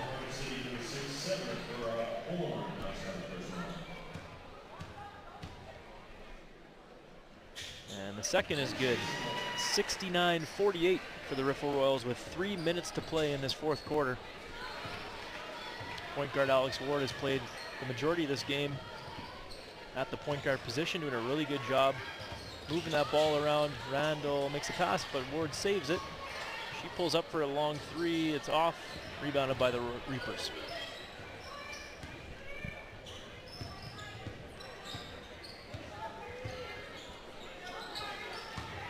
A little low post steal there by Asia Wells. There's her right hand move. She's fouled. She'll shoot 2. It's going to take more than free throws to get back in this game, I think. Yeah, Harvest City Reapers are going to have to hit the go button and just try and get defensive rebounds and get a quick outlet and run the floor.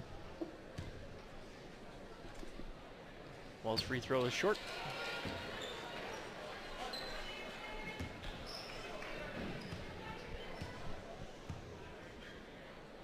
Second one is good.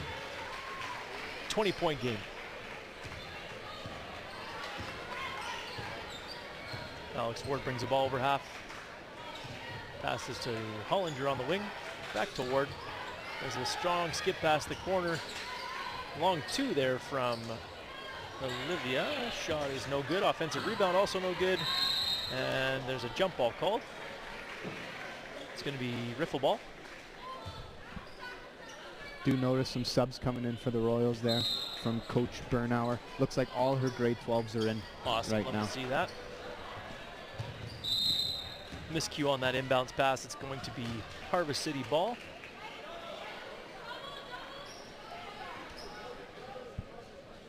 It's nice to see Bernauer giving that last 2 minutes to some of those 8 returning players we mentioned at the start of the broadcast who are hungry for a championship banner. Definitely.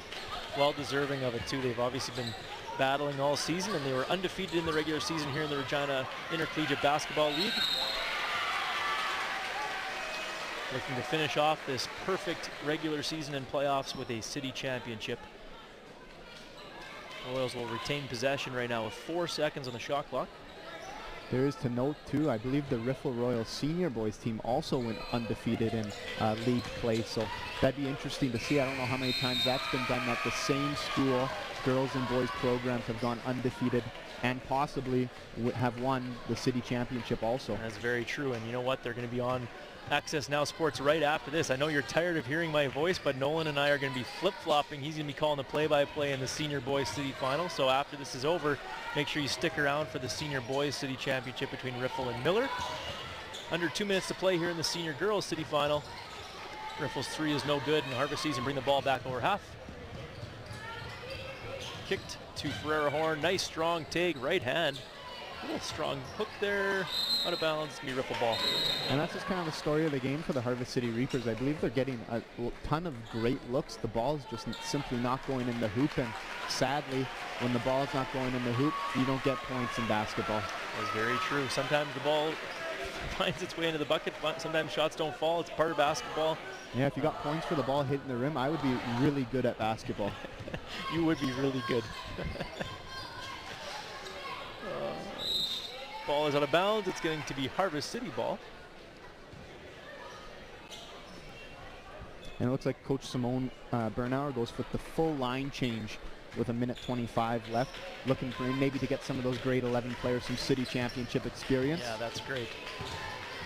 Ball's kicked to Toll.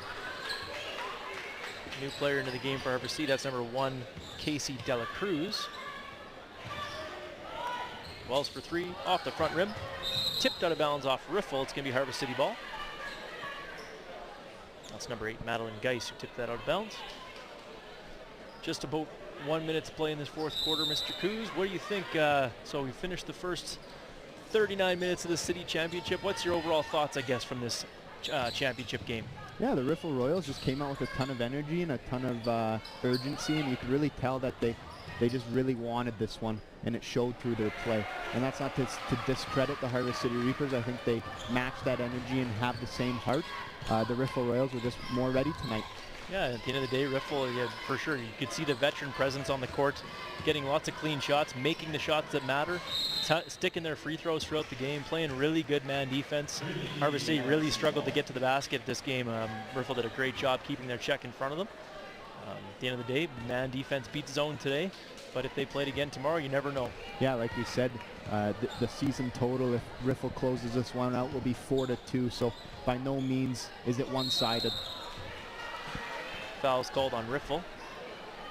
Asia Wells will shoot 2. You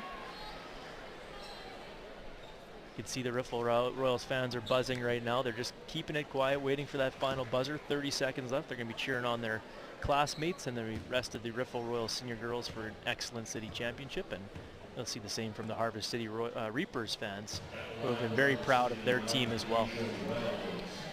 Yeah, the Riffle Royal student section's definitely in full force tonight, like we've mentioned multiple times.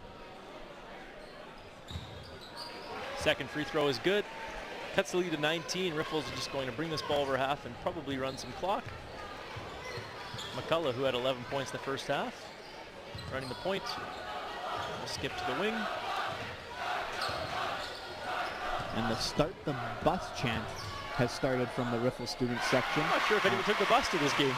I'm afraid I might go break that to them, that no one buses to basketball games. I believe their parents or they drive themselves. Yeah, usually a football chant.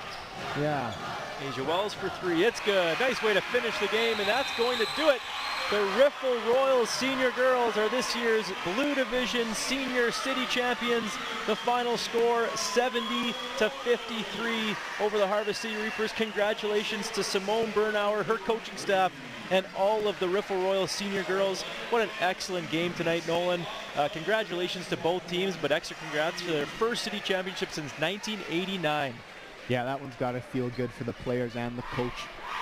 Multiple strong teams coming out of COVID, and they finally got one.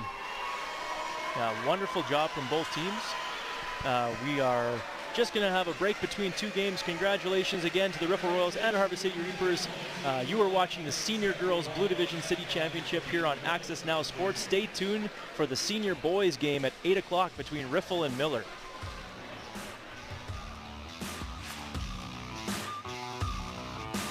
Join us for the 35th Annual Regina Humane Society Telethon, presented by Access Communications. Live Sunday, March 19th, 6 to 9 p.m. See how you can make a difference for the 4,000 animals who enter the shelter every year and provide vital dollars for the Society's programs and services in our community. That is a record. Get ready to donate and show the animals at the Regina Humane Society you care.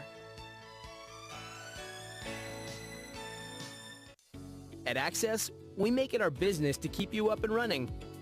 With your own dedicated team and products as reliable as our famous customer service.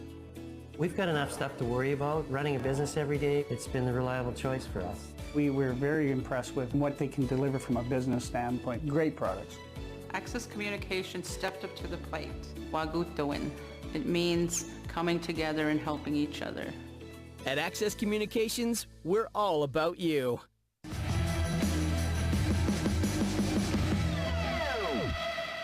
All right, welcome back, everybody. As we've been doing the past couple of weeks, we continue our coverage of University of Regina athletic teams as they wrap up their respective seasons.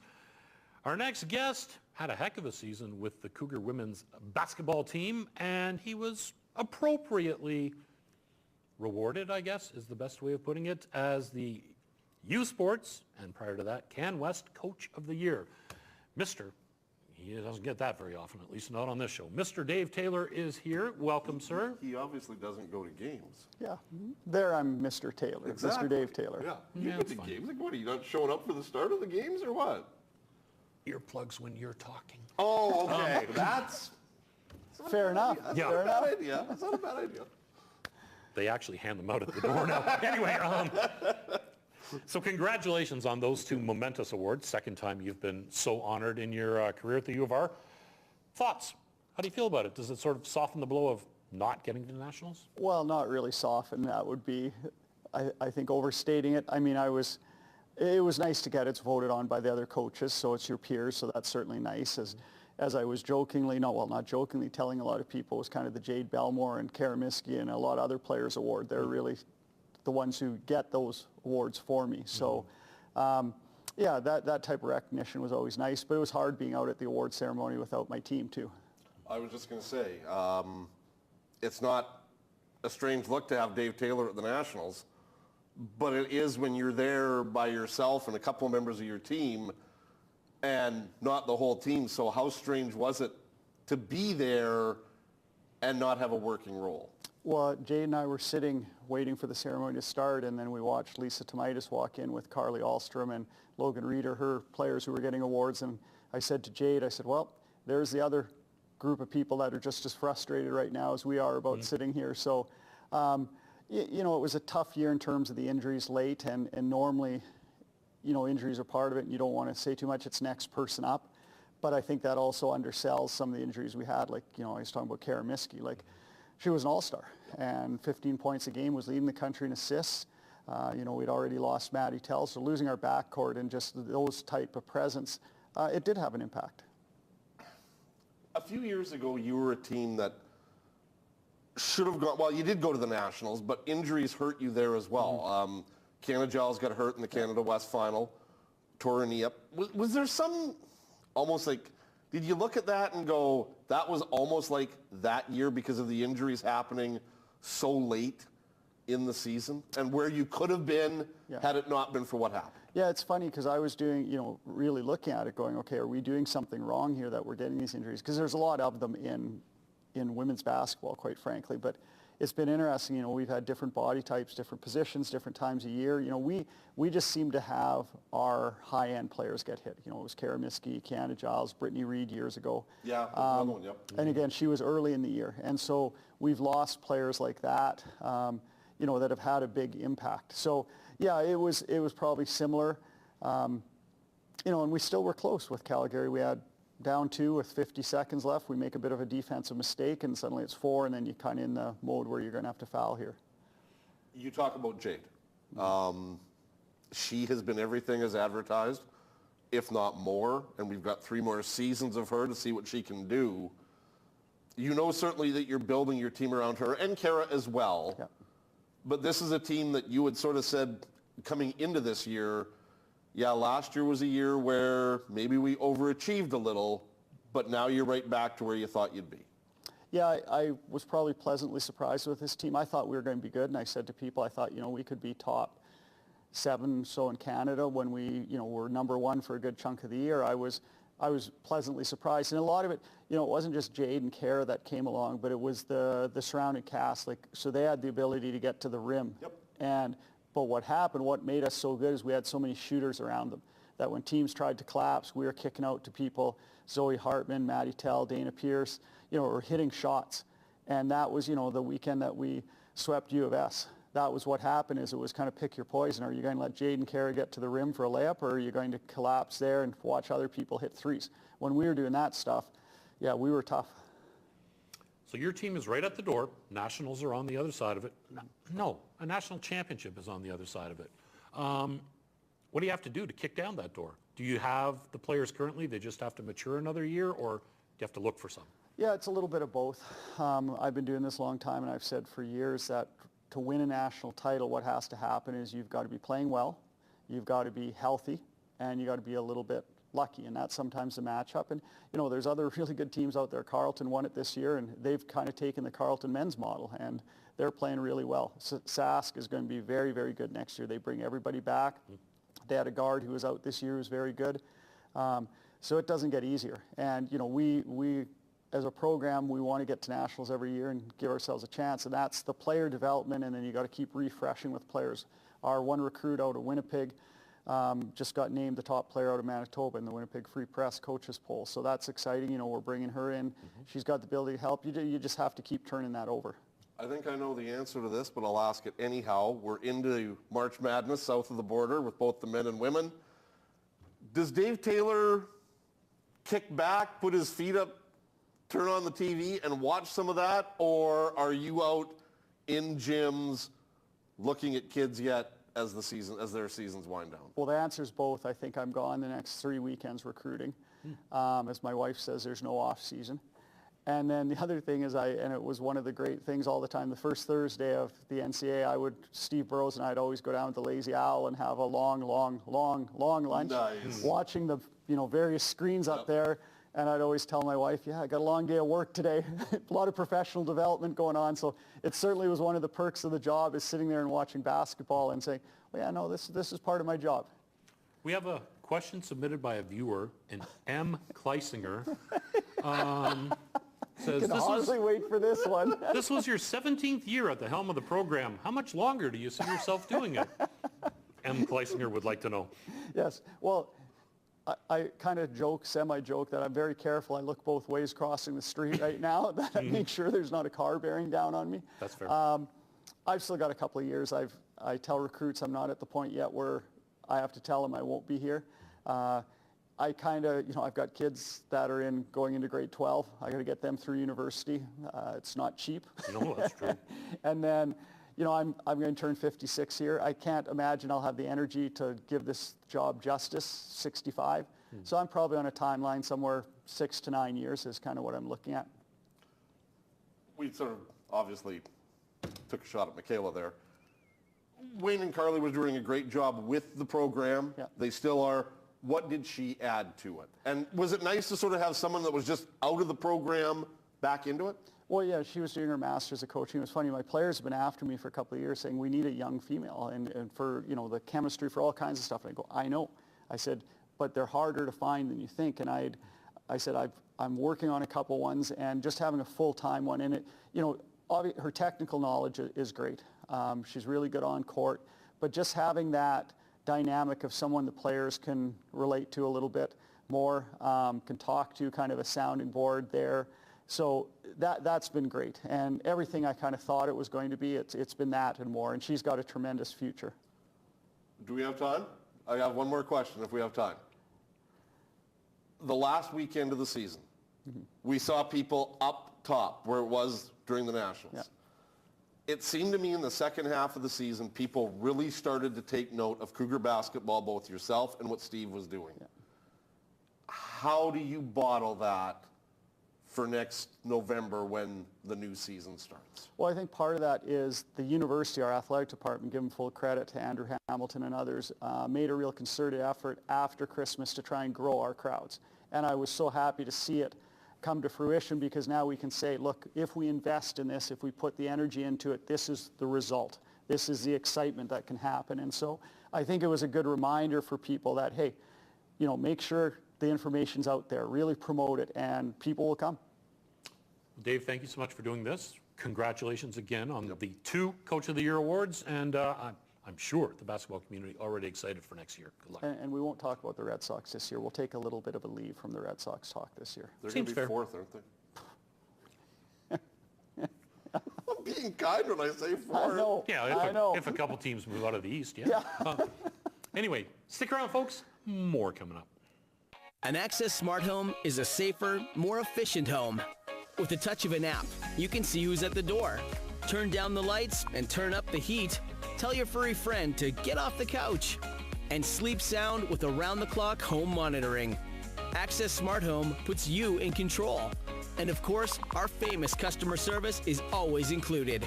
Make your home a smarter, safer, more efficient home.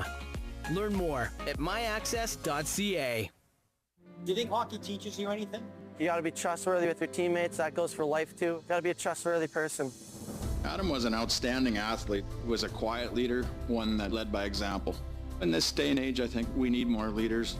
The Adam Harold Legacy Foundation's mission is to actively develop today's youth of Saskatchewan to create tomorrow's leaders, just like Adam. The Adam Harold Legacy Foundation would like to thank Access Communications for partnering with us. To learn more, visit adamharoldlegacyfoundation.ca.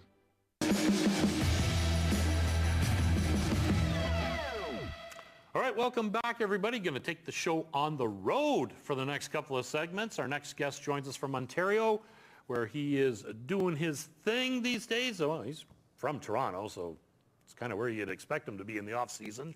He's a member of the Saskatchewan Rattlers, and they're very excited to have him back for a second season in 2023. Guard Mike Nuga joins us. Mike, first off, thanks for joining us. Thank you guys for having me. Safe to say you're looking forward to coming back. Well, don't look at the weather forecast, but safe to say you're looking forward to coming back to Saskatoon and the Rattlers for a second year? Yeah, I'm actually very excited to be coming back. I really appreciate the culture that I got to experience, even though it was in a short time. And the people really embraced me, so it just felt like home, and it felt like the right thing to do. You got a brief taste of the Rattlers last year, playing 8 games at the end of the season. In that time, did you sort of get to form an opinion of, all right, this is a team that I could play with. These are a good group of guys, and maybe the level of basketball in the league as well?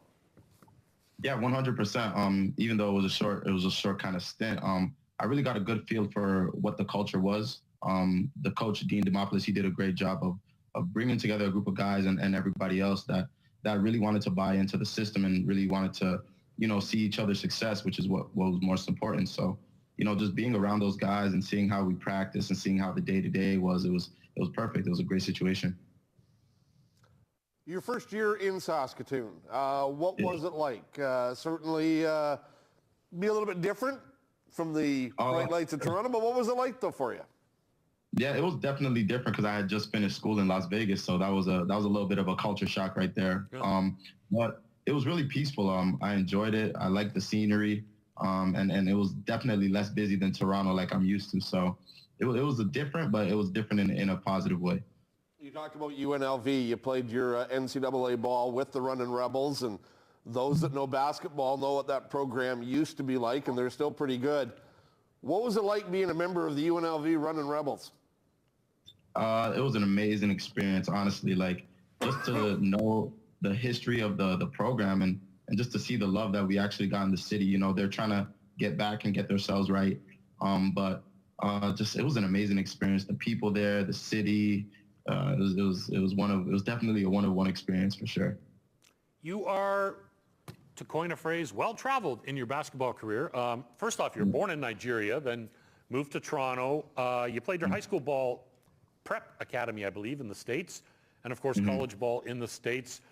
Was it safe to say if basketball's involved, you'll go wherever for a chance? Yeah, 100%. If there's an opportunity there, I just love the game so much and I work so hard that, you know, I've been blessed. God has blessed me the ability to play the game, and it's taken me to so many places. I've experienced so many cultures and met so many people. So, you know, wherever the opportunity is for me to grow and become a better man, person, and basketball player, I'm there.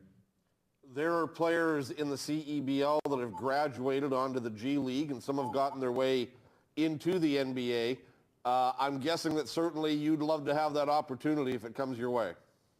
Yeah, 100%. That's why I work so hard. That's why I do all the extra stuff outside of practice because, you know, I have a goal, I'm chasing it, and I believe it's possible. So I'm going to get there. You mentioned Rattlers head coach, Dean Demopoulos, earlier. Guy with an NBA pedigree is coaching a team up in Saskatoon. Is it safe to say you look at that and go, okay, I could go to Saskatoon and learn from this guy. That's certainly worth my time. Yeah, 100%. Like he's been where I want to get to. He's seen what it takes to get there. He understands what it takes to stay there. So just being able to actually have a full season where I can learn from him and pick his brain and where he can critique me and tell me where I can get better as well. Like it's a great opportunity and experience, and I'm just looking forward to it. How do you get better, Mike? What are you going to work on this year? This year, just, you know, as a rookie, just understanding the pro game, developing my IQ, my jump shot, my ball handle. I'm always going to be hard on myself, and I'm the type of person that's going to work on everything that I could work on. So in all aspects, I'm going to be getting better. Tell us about your game for folks who haven't seen you play yet. Are you a floor general out there? You want the ball in your hands moving up the court? Or what exactly is Mike Nuga all about when he's playing? I play very electrifying. I'm very athletic, very explosive. I defend at a high level. I dribble at a high level. I shoot at a high level. And I'm kind of a Mr. Do-It-All. So if there's something that needs to be done, you know, I'm willing to sacrifice my body for the good of the team. So if you want to see some electrifying hoops, definitely come watch me. Worth it, definitely. Even though you're only there a short time, the Rattlers awarded you with a Breakthrough Performance of the Year award. How's that make you feel when you receive something like that? It makes me feel good, and it's just a testament to my hard work and the abilities that God has given me. I put a lot of time into making sure that my body is prepared to play the game and that my mind is prepared to play the game. So when I get an award like that, it shows me that I'm on the right track, and it makes me want to keep going. The Rattlers, to their credit, like to keep their guys busy in the community. You know, volunteer stuff, youth camps, that type of thing. Is that something you're into? Do you enjoy that? Yeah, I really enjoy that. I love to give back. You know, when I was younger, I didn't get the opportunity, or like, you know, things like this weren't always available to me. So if I'm in a position where I can give back to people younger than me who have dreams like I have dreams, I'm always going to be for that. Mike, as Pete mentioned, you didn't play a full season last year. You guys sort of got there for the last little bit of the season. How, I guess, two-part question. A, how nice is it to have a Canadian basketball league where you can show off your talents? And B, what did you think of the league in your couple months with it? It's actually really cool to have a Canadian league where, you know, sometimes I feel like sometimes the talent in Canada gets overlooked because we're not the United States. But I feel like, you know, having this league, it gets to show that we're on par and we're getting close to where you guys have to take notice and people in the world have to take notice of Canadian players. And experiencing it, it's amazing. The talent level is high. The basketball is high level. And and people notice it. So it's a great thing that they got going on. You talk about Canadian players, and obviously we're going to see a lot of them showcased over the next couple of weeks. March Madness starting on Thursday. Who are you rooting for? Right now, I'm rooting for my Kent State Golden Flashes, where I graduated from before I went to UNLV. I'm proud of those boys for winning the MAC championship, and they got their first game against Indiana. I'm going to be watching, and I'm going to be hoping that that's that Cinderella story right there. You got your bracket filled out? Oh yeah, I got my bracket filled out. I'm ready, hoping that I can win this $1 million if everything goes right. Nice. A lot of guys in your position coming out of college, overlooked by the NBA initially. They take their game overseas and play in one of the professional leagues out over there. You chose to stay in Canada and do it that way. Why?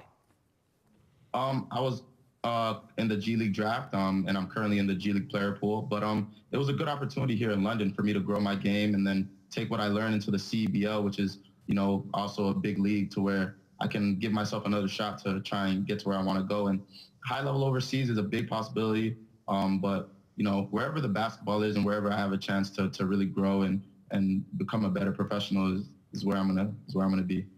And as a returning guy, the roster's still being filled out. There might be a bunch of returning guys, but as a returning guy, do you want to take on more of a leadership role with the team? Is that something you see yourself doing?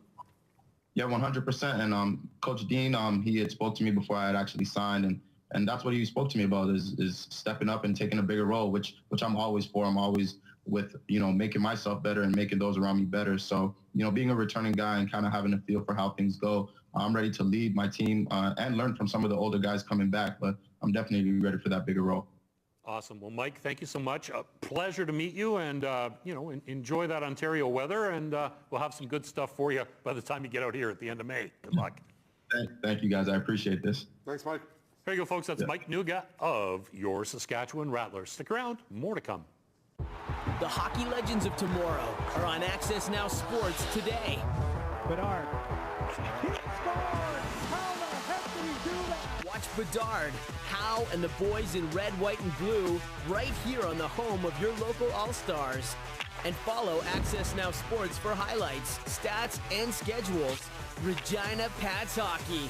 The legends of tomorrow, right here, right now on AccessNow Sports. Hi everyone, Kelly Rempel here. You're going to want to tune in every week with Dante DeCarry and myself. We're going to be talking about all things Regina Pats, including highlights and everything you want to know about your favorite junior hockey team.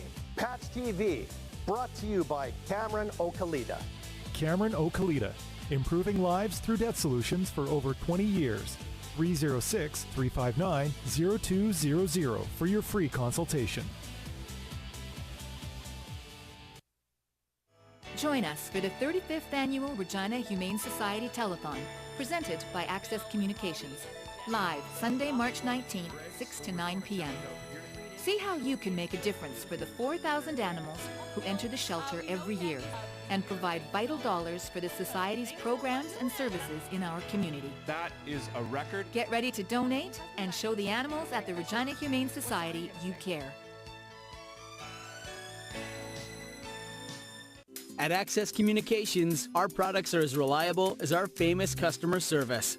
I think everybody should have TiVo. I have grandchildren and they come over and they watch their favorite shows. TiVo is all in one with all of the apps that you need. With grandchildren running around, you really want to know what you're doing quick or there'll be tears. It's completely user-friendly. That's what makes TiVo great. At Access, we're all about you. Whether it's an ice rink, a town hall, or a community center, every town has a facility that brings the community together in one way or another. Join Rena Hanowski on Community Spotlight. Hey team, my name is Brendan McKenzie. I'm going to be your host on Level 10's Fit for Life program on AccessNow TV. Join us for our 10-week fitness series.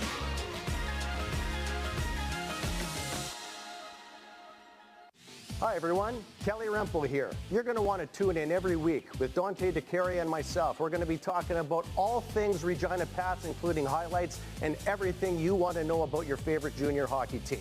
Pats TV, brought to you by Cameron Okalita. Cameron Okalita, improving lives through debt solutions for over 20 years. 306-359-0200 for your free consultation.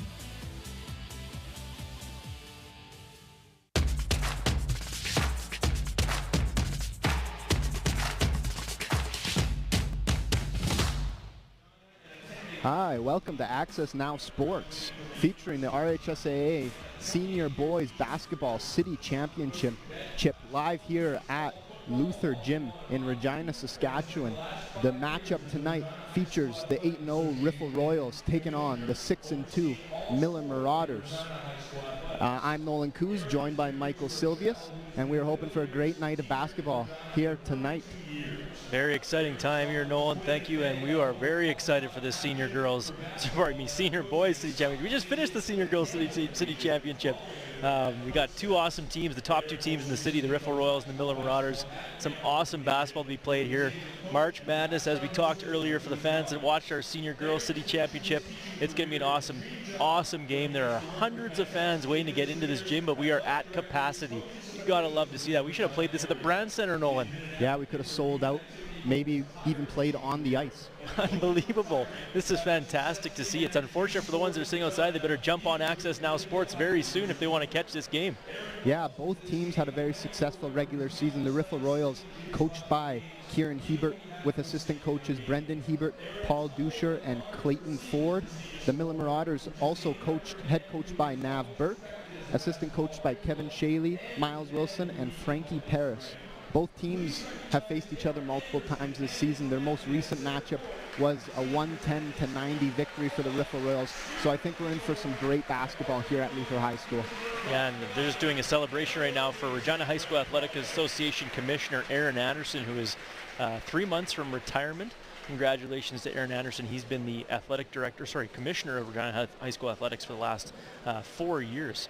Kind of through the COVID pandemic, actually might have been 5 years now. So congratulations, Aaron. He's an awesome ambassador of high school sport, has been coaching his whole high school career as a teacher, and now obviously finishing his career as commissioner. So congratulations to Aaron. Yeah, and Aaron, the one thing I know about him, he loves high school sports, but he has a soft spot for high school basketball. 100% agree, and his wife, Rochelle, actually made us some awesome cookies tonight to be commentators. Oh, so the chocolate really chip cookies, talk to it. We're not sharing with anyone. No, mine are already gone. Anyways, Michael, what can we expect here in this matchup? Well, Nolan, you know what? We've got probably two of the stronger teams in Regina and two of the strongest teams in the province. You're going to see some high-flying basketball. The Riffle Royals are a young team, to be honest with you. They have one grade 12 starter in Nin Gonzalez, the rest of their team in grade 10 and 11, and they are athletic powerhouses. They are undefeated. They have some strong players. They've got a grade 10, Davin Berry, who is 6'8", who will be on their starting lineup, and he will be a tough matchup for Miller. On the Miller Marauder side, they are quick, they are fast, they play Nav Burke basketball, which is pressure and fast, throw up threes, get the ball flying down the floor. You're going to see some awesome basketball. Can't blink against watching these two teams because you're going to miss something really cool. Yeah, a bunch of great athletes here at Luther High School. Again, like Michael said, gym is at full capacity. That we can see from our spot up top, the doors are closed, which means gym is full. And there's a lot of people outside waiting, hoping to get in. We should maybe go out there and tell them to download. Is there an app, AccessNow I'm not Sports? Sure. They may have to go get a membership. Yeah. Get a subscription. Go to myaccess.ca and download the app or subscribe so you can see this game while you stand outside the gym. And we're going to go to the announcer to announce the starting lineups. Miller Marauders.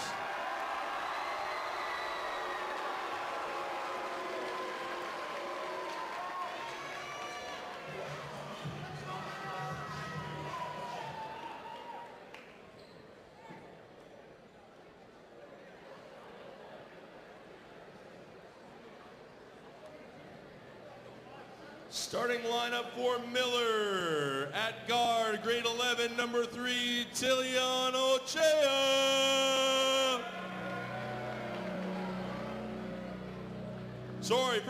Sorry about that. Starting lineup for Miller, number 4, Logan King. Number 5, Riley Clanton. Number 6, Cooper Newman. number 7, AJ Requino. Number 14, Chase Murray. The head coach of Miller is Nav Burke. Starting lineup for Riffle at guard, number 3, Tillian Ochea. At guard, number 9, Nin Gonzalez. At guard, number 10, Caden Thompson. At forward, number 11, Osage Okande. And at forward, number 21, Davin Berry. The head coach of the Royals is Kieran Herbert. The officials for tonight's game are Rob Brodner, Levi Bay, and the table official is Gary Harley.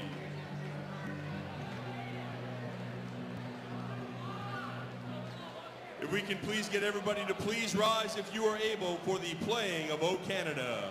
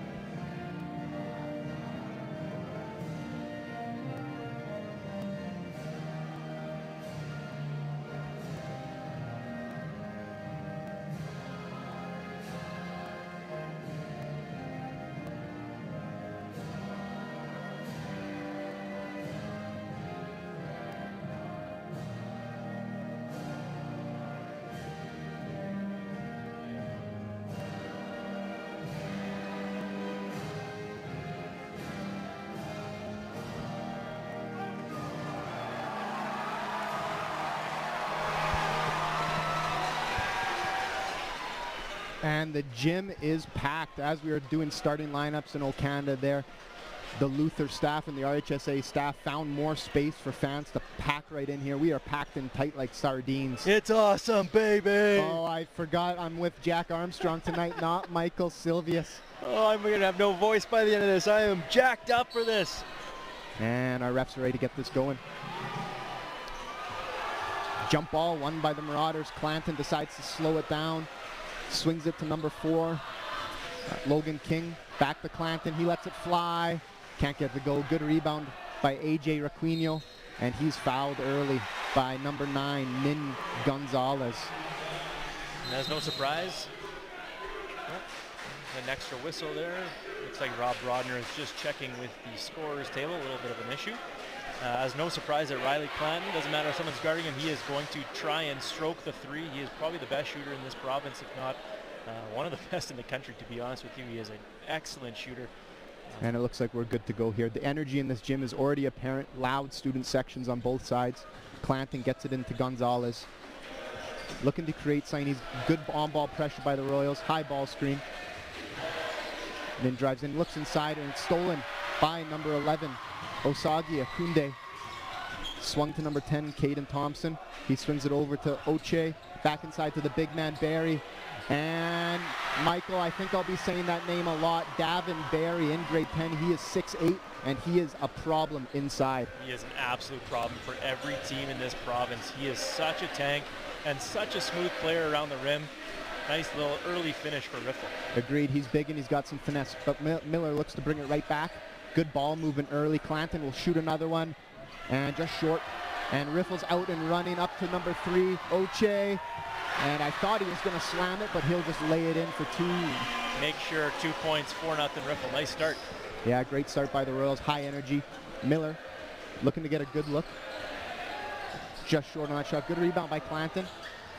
Looking to swing it back out, reset possibly, and that's what they elect to do. King with it back to Clanton. Clanton drives in. Good find inside to number 6, Cooper Newman. Great play by Clanton to find him inside. Yeah, great shot fake there from Clanton. He's already taken 2 shots, got the guy up on his feet. Easy bounce pass for 2. Miller with some half-court pressure, I believe, but Royals break it no problem. Maybe just to slow down that Royals athletic offense. Definitely. You saw an instant double team there when Barry got a catch, so you're going to have to watch for that one. Miller's going to have to do a great job rotating on every single catch that Barry gets. Yeah, good touch by the Marauders, knocked out of bounds, but Royals will keep it. Oche with it, swings it over to Thompson. Down to Osagi, and yeah, I saw it too, Rob. Lifted his pivot there. Yeah, he lifted the pivot, stepped through with the wrong foot. That is a travel. Love the energy in this. Ref Levy Bay wants number 10 Kane Thompson to tuck that jersey in. It's a rule, but it also just looks better. Some early on-ball pressure by the Royals. Looks like just trying to disrupt the ball carriers for the Marauders. Clanton looking to work here. Swings it over, and Osagi Akunde almost gets that steal in transition. I got really excited there. I believe he can slam dunk it. I think he has been practicing that for a couple of years, yeah. Yeah. Riley looked at his coach and said, my bad. He knew as soon as he passed that was a bad decision. Yeah, got away with that one. You got to be careful when Akunde's on the court. He's always looking to fly in transition. Like you said earlier, the Royals like to run and they like to be athletic. Miller Marauders were second place this year. They end up beating the Campbell Tartans in the semifinal 92-81. Campbell was the 3 seed. And Nin Gonzalez, that's number 7, AJ Requino, shoots a 3, and he is fouled by Caden Thompson. What do you think about that foul while somebody's shooting a three-pointer, Coach? It is the worst foul in basketball, Coach. I would have to agree. That was kind of a rhetorical question. You cannot foul a three-point shooter. Yeah, especially when you're trailing from behind like Thompson was.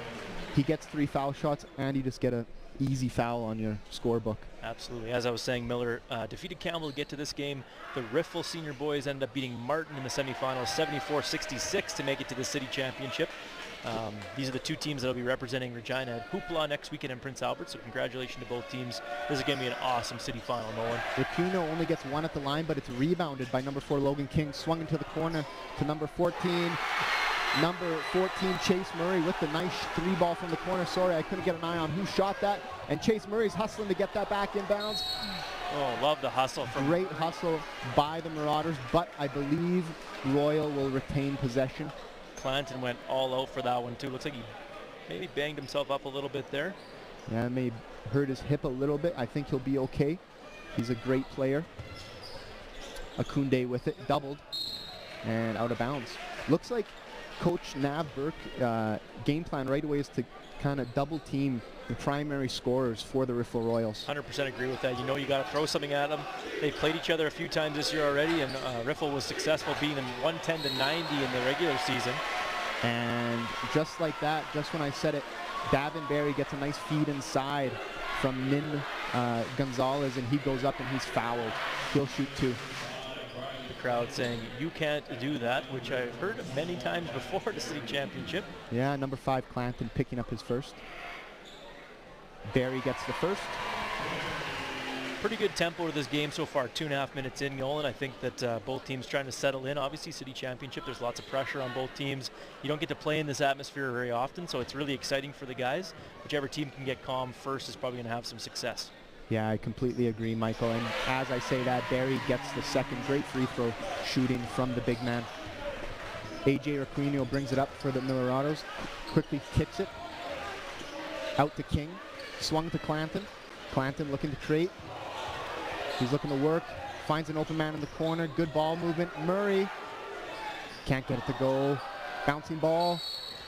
And I believe that's out of bounds. It will be Riffle ball. Pretty good look there for Miller. They got the ball moving. They didn't force anything. Riffle's a little bit late on those reversal passes on those closeouts, so it'll be interesting to see if they can find some open shots against this Riffle defense. Yeah, Miller showing some 1-2-2 pressure here. Just looking to slow down that athletic Royals offense. Make it a bit frustrating. Oche drives inside. Can't get it to go. Good rebound by the Marauders. Requino looks to push it. Nice hand off to Clanton. Can't get the baseline drive. He'll look to reset over to King. And Osagi, he's going to go. Hello! What a take. What a steal. And that's what we were referencing earlier. Osagu, he can do that. And he will. I think I've seen you do that a couple times at Belford's gym. Only on NBA 2K, Nolan. Oh, right. I forgot we were playing a video game. Great body control by Clanton not to travel there. Finds an open Aquino, and that's one way to reverse the momentum after a big dunk. Absolutely need that after a dunk for sure. Nice shot by AJ. Thompson with it. He'll pull up. Bang! Caden Thompson answering the bell early. We're back and forth here at Luther High School. What a start. Aquino's hit, but no foul. Looks like Rob called a flopping warning on that one. Akunde drives hard and one. And he's fired up after that one. Love the energy from both these teams right now. Count the basket. That foul's on number 6, Cooper Newman. Akunde will shoot one. Oh, it looks like we have fans pushing their way into the gym right now. This is major concerning. Everyone just wants to watch some basketball. If we should maybe send a message down to download or go to the website access.ca to watch the game live once you get your subscription set up. And as I say that, Miller grabs the rebound, and Clanton from deep. Hello! Oh my goodness, Michael, what are we seeing right now? We're seeing exactly what we expected from both these teams. So much skill on both ends of the court. Riley Clanton hits a deep three, gets it to a one-point game.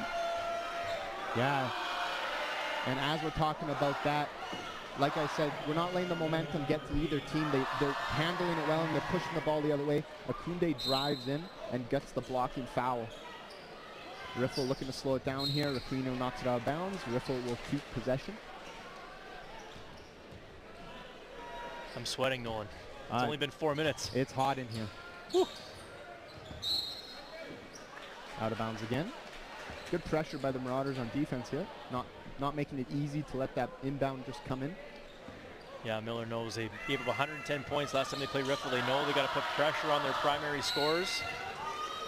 And if this happens every 2 seconds, we'll be here till tomorrow. Yeah, it's a long offensive possession right now for the Royals. That's a kick ball. That was number 4, Kyle Conte, who checked into the game for Riffle. Oche with it. Caden Thompson swings at Oche. Drives in, finds Barry. And can't hold on to it, but it is off a Marauder. Riffle Royal will keep it. The Riffle Royals will keep it in the Marauder end once again. Swings it over to Kane Thompson. He pulls it. Can't get it to go. Aquino looks to push it the other way. Way to reverse the ball out of there. Clanton's good swing. Very crafty move there by Clanton. They're all over him right now. Clanton. He's just going to back it up. Yeah, backs it up, shoots it. Can't get to go. You're going to see a lot of that tonight. That's how they've got themselves to this city championship. Riley scores the ball like crazy. Yeah, good ball movement by the Royals. Finds an open Caden Thompson. Can't get it to go. Good rebound by the Marauders. Clanton brings it the other way. Uses Aquino, gets to the corner, back out to Clanton. And he looks to create, and he's cooking. Double team, and he stepped out of bounds. Good defense by the Royals. Yeah, really good defense. A great trap by Riffle. He didn't jump on that shot fake and hesitation. Riley's very crafty. He's got a huge toolbox, tons of moves with the ball, but Riffle's seen that before, so great job staying down. Yeah, 13-12 for Riffle right now. Riffle looking to break this 1-2-2 pressure. Caden Thompson with it, over to Davin Barry, and easy bucket. That's the only issue with that 1-2-2 against a really athletic team. It can result in really easy buckets like that, but Miller's quick to bring it the other way. Yeah, really nice press break from Riffle. They've done a good job getting the ball to the sideline, then finding Davin on that 2-on-1. And really, even if it's not a 2-on-1, it's a mismatch either way. So they're really doing a good job finding Davin. And Conte tries to cut off the driving Marauder, but he does pick up his first foul. Miller ball on the end line. Clanton inbounds it. Finds Aquino. Stolen by Conte. Oche brings it up. He's looking to go all the way. Keeps control. Great finish on the other side by Ochai. Very nice play there. Oche kind of tipped it to himself there, almost lost it, but regains possession and give him a 5-point lead. Clanton brings it up for the Marauders. See if they can steady the ship here. A little bit of a Riffle Royal run here. Clanton's commanding the offense, getting guys to the right places. High ball screen comes in. And Clanton is almost double, triple teamed. Gets it out to Requino. Good ball movement, swinging it, sharing it. Back to Requino. Can't get it to go. Just like you said, Michael, Miller really likes to shoot the ball, and they're really looking for three-pointers right now. Yeah, absolutely. Oh. Strong take there by Osagi. He's fouled by AJ Requino. Pretty good take there. Requino thought he was there, but he looked like he just was moving his feet, so they're going to call a block on that one. Yeah, it seems like Akunde has a great sense for when he's beat his guy to the rim, and he goes up confidently knowing that he'll possibly get a block. Makes the first. Lots of these guys played on the Team Sask provincial team last summer, so lots of them teammates during the summer and then facing each other in the biggest game of the city for the city championship. We have a violation. Looks like he came in through the three-point line too quick. The guys on the three-point line have to wait for the ball to hit the rim. And Osagi makes them pay. Makes it 2 for 2 at the line. Requino brings it up for the Marauders once again.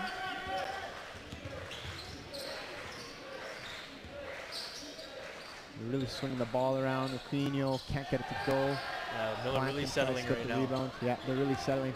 Why do you think they're settling, Michael? Well, it's very clear. There's a guy that's 6'8" standing in the middle of the paint, and he's really causing problems. Once again, a rhetorical question. I knew the answer already. Davin Barry standing. You always know the answer. Davin Barry standing in the middle of the paint is causing issues for the Marauders, but they do get a strong take. Clanton goes to the rim, and he is fouled by Conte. Conte picking up his second. Clanton will shoot 2. Subs in for the Royals. Number 14, Tristan Eberle, and number 9, Min Gonzalez back into the game. Clanton, shoot 2. Yeah, Clanton, second-year starter for Miller Marauders. He was on the U17 provincial team last year. He's also an LIT All-Star this year. Miller and Riffle were both in the Luther Invitational Tournament back in February. A rare miss at the free throw line from Clanton, but he does get the rebound back. Maybe a little 2-for-1 action here. Good ball moving from the Marauders. And Osagi reads that like a book, and he's going the other way. Hello! Another dunk for Akunde. No one's getting in the way of that. Yeah, a business decision on the Marauders just to let him slam that down. Mind you, I'd love to be on a poster one day. Maybe that might be the only way I get on one. And a silent little three-pointer from number 3, Rick Slau. Really nice answer. Royals look to take it the other way, and Thompson, and great defense from the Marauders. I can't see the number exactly. That's number 8. Callum Hurspink beating him to the spot, causing the offensive foul. Yeah, great job by Callum right there. Textbook. Set his feet, got out of the restricted zone, took it right on the chest, and now gives Miller the ball. Oh my goodness, the lights have gone out at Luther. All right, they're back. I thought we were going to play in the dark for a little bit there.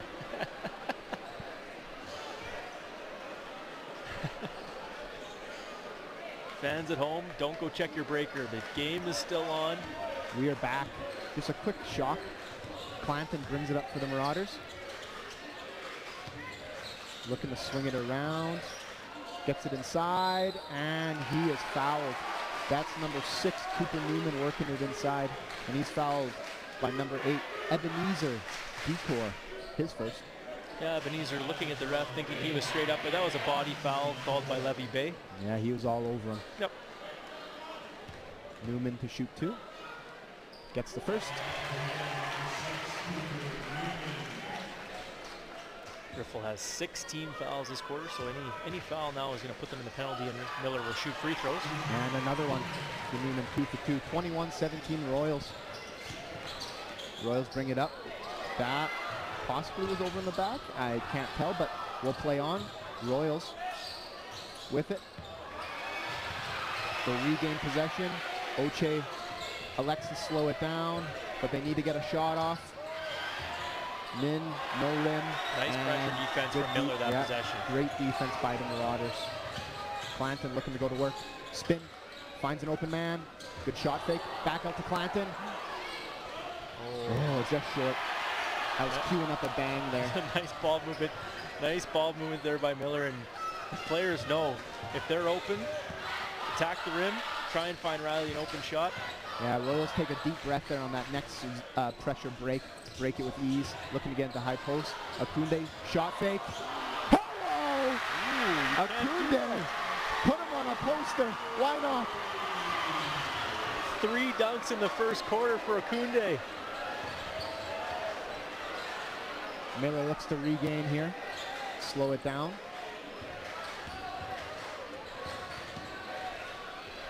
Strong take by number 8, Callum Hurspink. Great Very answer. nice take there by Hurspink. Right at Akunde right there. Nice finish. Miller.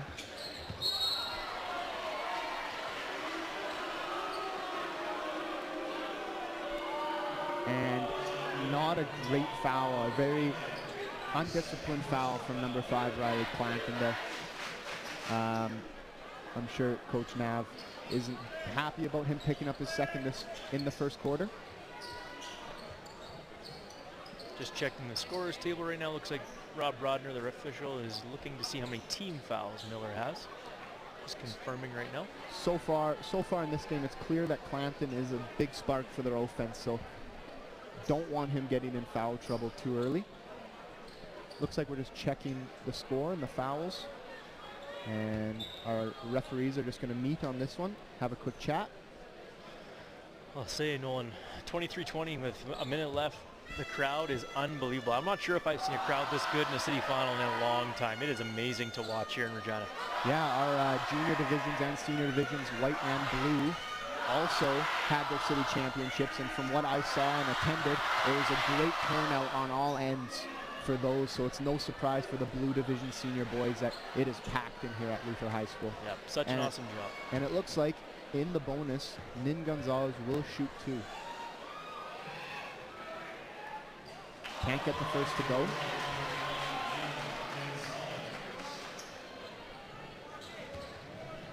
A little bit of a feisty crowd tonight, it looks like. And can't get the second. Good hustle play by number 14, Tristan Eberle, but he does step out of bounds. Miller ball, 52 seconds remaining in this one. 23-20 for the Riffle Royals. Aquino brings it up. Looking to set it up. Swings the ball. Gets it over, back to Aquino. Nice find inside to Newman. Great ball movement leads to a great score for the Marauders. 30 seconds left in this one. Akunde brings it up for the Royals. He drives, he slashes, finds an open man. And number 14, Tristan Eberle, gets the roll on that nice little pull-up jumper. Great vision from both last possessions. Akunde and Raquino in those last 2 possessions, both looking like they're going to score the ball and then finding the open guy for an open look and an easy bucket. Yeah, 18 seconds left in the first quarter here. Miller ball in the front court. What are you screaming as a coach, Mike? One shot. Yeah, one shot. You just want one shot. You don't want the other team to get an extra shot in the quarter. Get one good look here and let the buzzer go. And that looks like exactly what Raquino wants. He's going to drive. He's going to kick it. He's going to swing. And good take by number 8, Callan Hurspink. For a second, I thought he was going to put Akunde on the poster, but he kind of just wore the contact and laid it in. After the first quarter, the Riffle Royals 25, the Miller Marauders 24 here at Luther High School. High-flying, athletic, fast-paced action here in the first quarter. Mike, what's our big takeaways there? Honestly, if anyone's watching Access Now Sports right now, call all of your friends, call your family members, call everyone into the room. You got to watch this unbelievable basketball action right now. We should have every single person in Regina watching this awesome event. Yeah, send your friends the link at access.ca. Unbelievable start. We said it was going to be high-flying, and I don't know if I was ready for how high-flying it was going to be. Osagie Akunde with 3 slam dunks in the first quarter. 3-pointers flying everywhere. It's a 1-point game between the top 2 teams in the city. You just gotta love to see this, Nolan. Yeah, it's 2 very different play styles. Like if we're watching this from the side, it feels like the Royals have a lot of momentum on their side, but Miller keeps putting together really strong offensive possessions to answer every single one of the Royals' fancy scores. 100% agree, and I think if you're Coach Burke, I think you're saying keep it going, keep the ship going. They're doing a good job playing good pressure defense. They haven't gotten beat too many times with that pressure. Obviously, they're going to talk about trying to get as many tip passes as they can, don't want Riffle to get into any sort of rhythm. They've done a good job stopping them in transition other than anytime they turn the ball over. So Coach Burke's probably saying, let's protect the rock, let's get a clean shot every possession. And if I'm Coach Heber on the other end, like 25-24, you've had the lead for most of this quarter. It's been back and forth. I think you're saying, let's slow the game down just a touch when we're in the half court. Let's find that clean look. They've got a couple mismatches in the half court when they have Osagi and they have Davin on the floor. Right now, Osagi's on the floor, Davin's checked out. So Yeah, you assume that might go through Okunde a little bit. I was going to cut you off there and just say Miller found success as soon as Barry subbed out from the middle of the paint there. And Osagi's going to slash, and great move inside for Okunde. Nearly unguardable when Osagi's coming straight down, north-south, right at the rim. Yeah, you're either taking a charge or you're taking a block, or you're making a business decision to get out of the way. Raquinho with it. Good take inside. Nice finish over Akunde. Beautiful take by AJ. Good hustle there by number 2 for the Miller Marauders, Liam Platt. Very successful football player in his own right. Football player turned basketball player. Have to assume lots of these guys are multi-sport athletes, very impressive. Usually if you're a basketball player, there's usually a few football players on that team, the guys that are kind of battling under the bucket. Yeah, for sure, especially coming from Miller, back-to-back provincial champions. Loose ball, good rebound by the Royals. And at the buzzer, number 5, Jesmer Juban puts it in. Love that take right there. Nice shot right at the buzzer. Great instincts right there to shoot that before the buzzer went. Yeah, Miller brings it up, looking to move around. Platt has it, back over to Raquinho. Constant movement from the Marauders here. We both play basketball, Michael. How annoying is it playing man defense when your guy just won't stop moving? Yeah, no, you absolutely are right. You want to try and keep that defense in a poor position on the help side, and that's what Miller's trying to do a good job of by moving that guy, moving off the ball, setting screens, cutting. It's really hard for Riffle to set up their help side defense. And as we're chatting about that, Riffle takes it the other way, and then Gonzalez takes a strong take inside. He's tripped up. And the referees are saying that he tripped over his own feet, and it will be Miller ball. If only we had a TV review team. Maybe I think we can do both. Replay. Raquinho looking to use the ball screen, drives in, good find. 3 ball, can't get it to go. Good rebound by AJ. Swings it back out to Lynch. In the corner to Newman. And it can't get it to go. Number 14, Chase Murray with the missed 3-pointer. 2 good looks though from Miller. Open threes, they're just hitting the back rim right now. You gotta love those looks. Yeah, Royals using Barry to break it. Akunde drives and good routine layup. That's where that pressure, if it gets broken real easy, it can lead to really quick layups. Yeah, definitely. Especially when you have athletes like Akunde and Barry, it's gonna be tough. Yeah, Raquinho looking to facilitate this one. Drives in, tip pass stolen by Barry, up to number 5, Jesmer Guban, and he's lost it. And great hustle play by Lynch to get that back, but he does step out of bounds.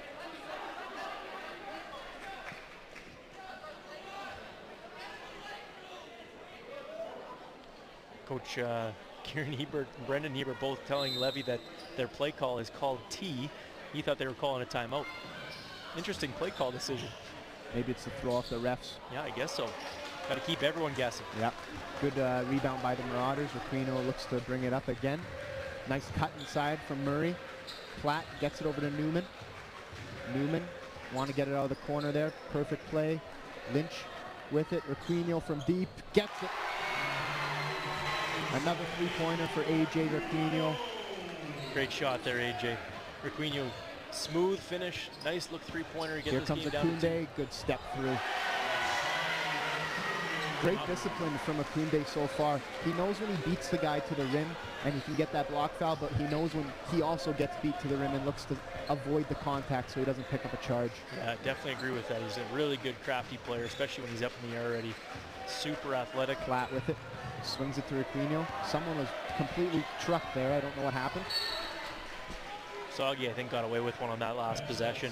Yeah, Murray, right through him. Murray steps in there and just wears it. Chase Murray, also a football player. I think he can handle it. Provincial champion. Yeah, probably. Raquinho with it. Gets it in to Newman. Over to Chase Murray. Back to Raquinho. AJ looking to work. Nice pull-up. No rim. Tough shot there last second before the shot clock ran out. It looked good from my angle, but it sadly missed the rim. Royals ball. Oche brings it up for the Royals. And he beats the pressure with no help. Looks to take it himself.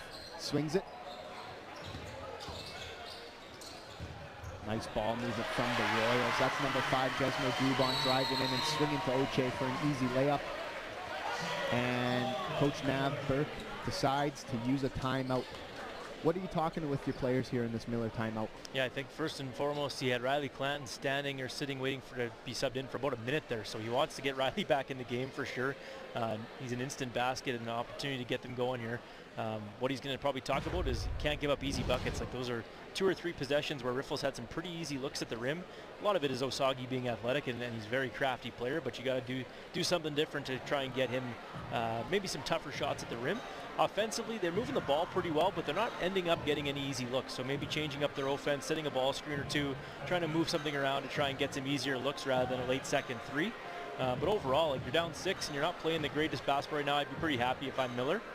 And for the Royals, I think they're just doing something really well. They're putting Akunde in positions to succeed. They have him playing that far side wing, and they're getting him on the ball reversal to attack, and he just makes a decision whether he's going to go to the rim or kick it back out for an open shot. Yeah, for sure, I would agree with that. And it looks like we're going to be right back with action. Teams are getting set. Once again, Luther High School is absolutely packed. I can see through a little crack of the open door. There's a line out the building to get into this place. Hopefully those people can get in eventually, which I don't know if anyone's leaving because this is a tight game. Yeah, I don't think they are. They may have to put a screen out there, kind of like outside the Air Canada Centre in Toronto, just say like Jurassic Park and watch the city championship while standing in the parking lot. Yeah, we should fire up some popcorn and get it for sale out there. Nice ball movement by the Marauders leads to a basket for number 4, Logan King. Ochai brings it up, and he's fouled.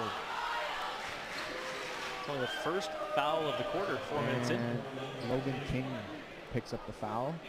If the scoreboard's correct, that's his first. Yeah, first foul of the quarter. That means we're having some great basketball, great flow. The refs are really letting the boys play. Riffle inbounds it, Ochai with it. Swings it to Conte. Back over to Oche. Caden Thompson, skip pass, Conte, athletic save. Tyleon looks to attack, and a great finish. Beautiful crafty take there by Oche, beautiful. Clanton looks to bring it back over half right away. And he's looking to create, crafty, and he swings it back out. Reset, nice drive inside, good find inside to Newman. And Newman is cleaning up under the basket. From my angle, I don't want to say Newman's short, but definitely compared to Barry, he's a lot smaller and he's doing really well under the basket right now. I think he disappeared. I didn't even see him. The ball just went flying and went in the basket. I didn't even know he had the ball. Great finishing from Newman. Marauders with a quick stop and look to bring it the other way. Platt with it, swings it to King. Platt with it again, gets it to Clanton. Clanton looking to break it down and can't get it to go. Number 4, Logan King. The Riffle fans have been waiting for that air ball. Yeah, they let him know. They let him know it was an air ball. Great defense by Riffle on Riley. They're really not giving Clanton any room to work. Good skip pass by the Royals. Ochai brings it up, swings it to Conte. Nice find inside. And number 14, Tristan Eberle says, wait, knocks him over and puts it in. Clanton brings it up for the Marauders. Swings it to King. Get back to Clanton. Clanton pulls it. And can't get the Newman. Gets the rebound. Oh, back to Clanton. Clanton attacks. Nice find inside. Can't get the finish. And he is fouled. That's number 2, Liam Platt. Yeah, Clanton not scoring it as much as he normally does, but doing a really good job facilitating. They're double teaming him when he attacks the rim, and he's finding the open guy. Great job there by Clanton. Yeah, that foul's on number 14, Tristan Eberle, his first. Number 2, Liam Platt will shoot 2. It's pretty clear already that lots of the offense for Miller runs through Clanton. Liam Platt, one of the grade 10s on the Miller Marauders senior boys team. This is his first year playing senior basketball. and he only gets one at the line. Like I said, Liam Platt, very, very good football player for only being in grade 10. And he steps in there, can't get a call. Looks like we're going no call. Eberle put in the weight room. Over to Barry, swings it out to Thompson. Gets it. Nice shot by Caden Thompson.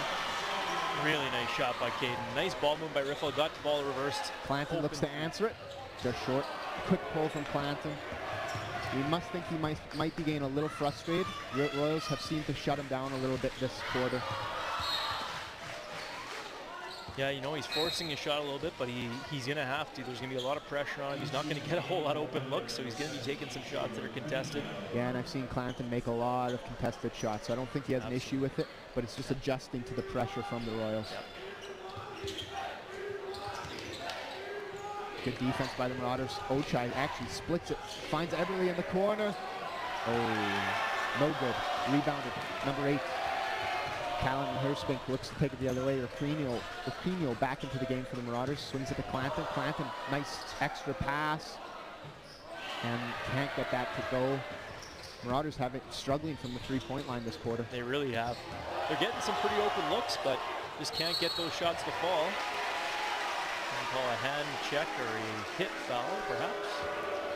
Yeah, the Miller fans aren't happy about that one, but I think there was a couple fouls on that play before Rob Rodner blew the whistle. I think it's a great call, and it looks like he's calling it on the ground, so we won't shoot 2, even though the boys are lining up for it. Rob's refed his fair share of CIS games. He's heard the boos. He's perfectly fine with them. I'm sure he hadn't even hear those. Great job by the officiating crew so far. Yeah, him and Levy Bay getting a good flow to this game. Royals ball on the end line. Little miscommunication there. They both end up in the same corner. Conte gets it inside to Tyleon. Nice find inside to Barry, and he gets it. Sometimes you just can't coach height. Yeah, Barry's clearly a menace out there. He's huge, he's big, he's thick. He's just strong under the basket. Riffle looked a little bit lost there. Barry was standing at the three-point line. Newman loves that low block, and he finds another basket there. Caden Thompson splits the pressure. Bouncing ball. Barry grabs it, gets it over to Ochai. Good defense by Clanton. Knocked out of bounds, and it's off Ochai's leg. And Miller will get possession. Hectic possession there from Riffle. He just really didn't slow the ball down there, throwing it around. Miller was doing a good job getting a hand on pretty much every pass that possession. Riffle Royals 44, Miller Marauders 36. Okunde back into the game. X factor for the Royals back in. Rapino looks to facilitate and poked away, but Miller will keep possession. Clanton will be the inbounder for the Marauders.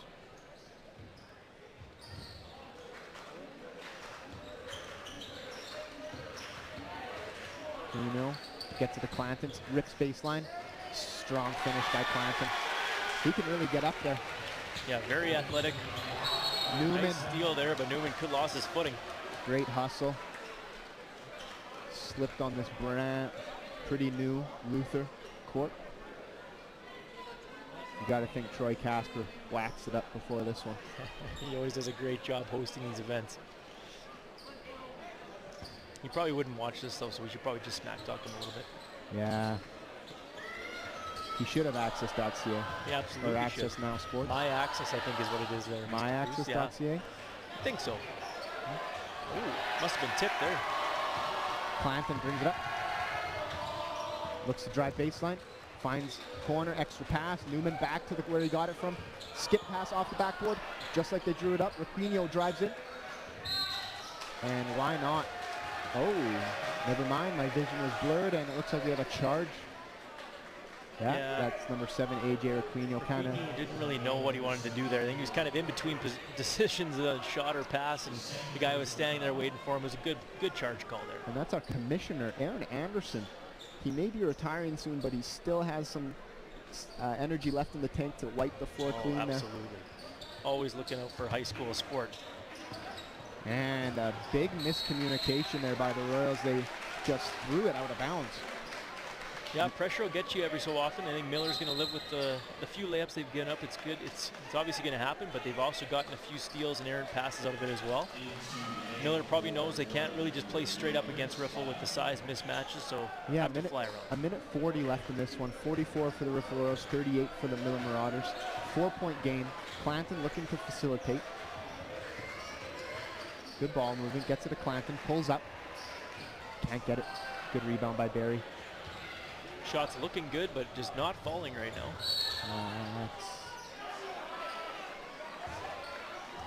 We have no shot, and I believe we have a foul. Looks like a foul on the floor, yep. Number 8, Callum Hersping with the foul, his second. Probably a good foul. Looked like it was going to lead to a bucket, so it's Miller's 4th team foul. Yeah, and he'll get a sub right away. Good coaching by Nav to really keep his guys' foul numbers low. Maximum 2 for the rest of the half. Thompson with it. Swings it out to Akunde. Conte with it. Finds the short corner. And Oche. Nice shot there by Oche. Three-pointer. He's had a really good first half for Riffle. Yeah, he's bringing up the ball, facilitating, and as well scoring. Love to see it from your point guard. Doing a little bit of everything right now. And that's poked out of bounds. We almost saw another Akunde transition dunk. And if you're Miller here, you just want to keep this one close for the second half. I know you have some of your starters on the bench who have 2 fouls, so just have a real solid possession here. Clanton looking to create. Finds an open man. Swings. Nice take inside, but it's blocked by Thompson. Barry. Good defense there by Caden Thompson. Staying straight up. Didn't force any tough spots. Yeah. Good defense. The Royals bring it the other way. Conte with it. That is a travel again. I don't know if Akunde thinks we're in the NBA with the 0-step rule, but that's too many steps. Yeah, definitely caught it, and then he had a little bit of a hop step there, so that's an instant travel. But he can dunk, so we'll let him have it. No, he can't have it. Oh. Good defense by Conte. Looks to take it the other way, up to Ochai. And he'll lob it up, and Caden Thompson. Nice play there by... I don't know if he has that in his dunk package, so he just lays it in. Smart decision by Caden. Take the 2 points. Strong defense by Barry. Clanton can't get it to go. Clanton visibly frustrated right now with himself. He's missing a lot of shots. And that is a great hustle play by Clanton. A lot of the fans in the gym thought there was a lot of contact there, but from our angle, Clanton actually just completely jumped the pass and knocked it out of Akunde's hands. Yeah, great job. Only 1.6 seconds left, I think it was, in the first half. So. And Coach Kieran Hebert wants a timeout. Riffle Royals 49, Miller Marauders 38. Riffle Royals on a little bit of a run here. What do you think Coach Hebert's talking about in this timeout? Yeah, I think he's just drawing up his final play to end the half here. 1.9 or 2 seconds left in this first half. He's going to draw something up where he can get a little pretty quick look. Probably one of his big guys, some sort of down screen where he can throw a jump ball up to either Akunde or to Barry. Or perhaps they're going to double team that and look for maybe like a flip to the corner to an open 3-point shooter to end this first half. Yeah, we should have some live betting to see who scores the next basket. RHSAA live bet. Yeah, RHSAA Sportsbook. No, don't think so right now. Yeah, I don't think you can bet on kids, sadly, but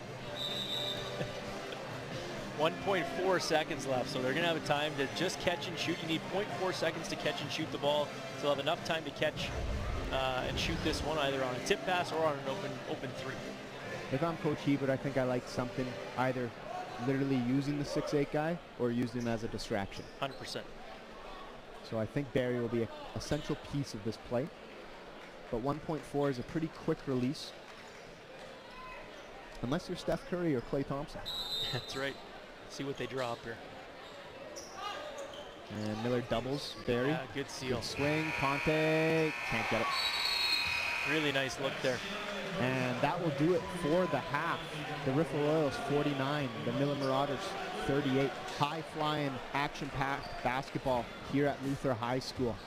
We'll have second half action coming up next on AccessNow Sports.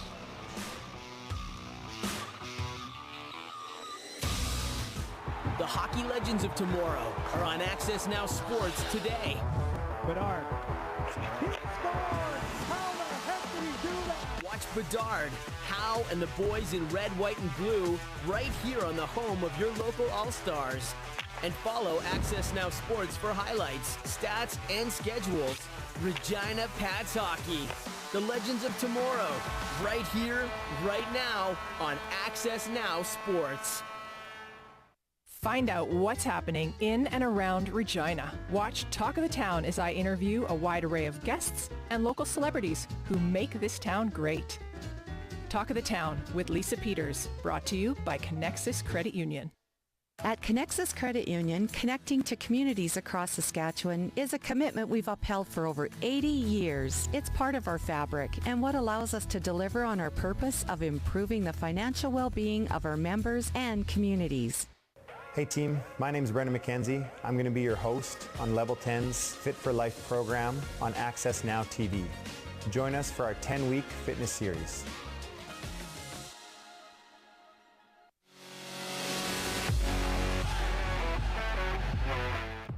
Brought to you by Cameron O'Kalita, improving lives through debt solutions for over 20 years. 306-359-0200 for your free consultation.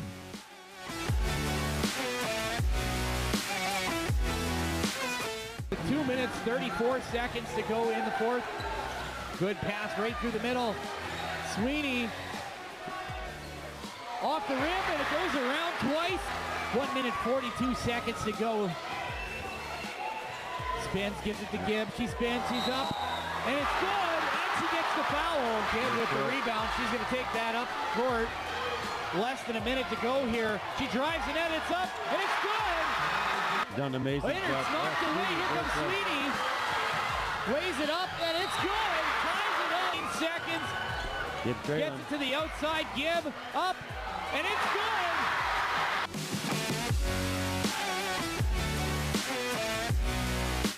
Tonight with McGrath obviously focusing in on him, but you can see the body control in that last finish. He's a special player. And looks like number 22, Knash. Out to the outside, he puts it up, and he gets it!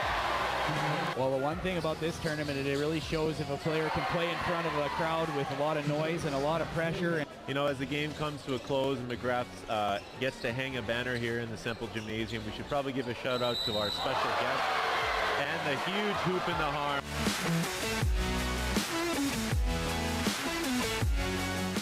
Nice move there by Bedard in the neutral zone. Bedard loosely had possession. Here's Fozol with the shot, and he scores! Oh, now the other way. Was wide open there. 3-on-1 the other way, and he scores! Pats break out of their own zone here. Here's Mateo Michaels on his off wing. 2-on-1.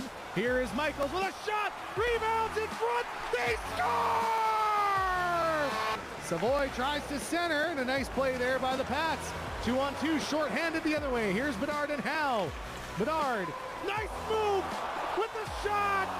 And that's it! That's it! What a move! Wow! Wow! Just scored by 98. Well, it's 2-goal lead late here. Oh! I spoke too soon. Never mind, 1-goal lead.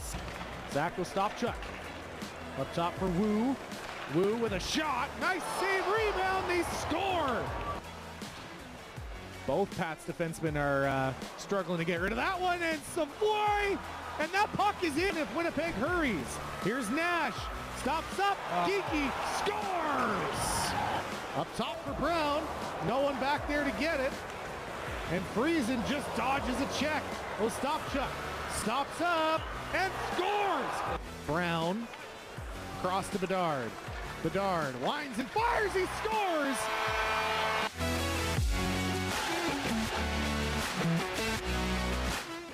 Here's the Hurricanes, the shot, they score, it's Jet Jones. Chance developed out of nowhere. Ravensher bodied off the puck by Tanner Howe. Back comes Bedard, he's got some room on the right wing side, going wide, Sposal in and shooting, and he scores!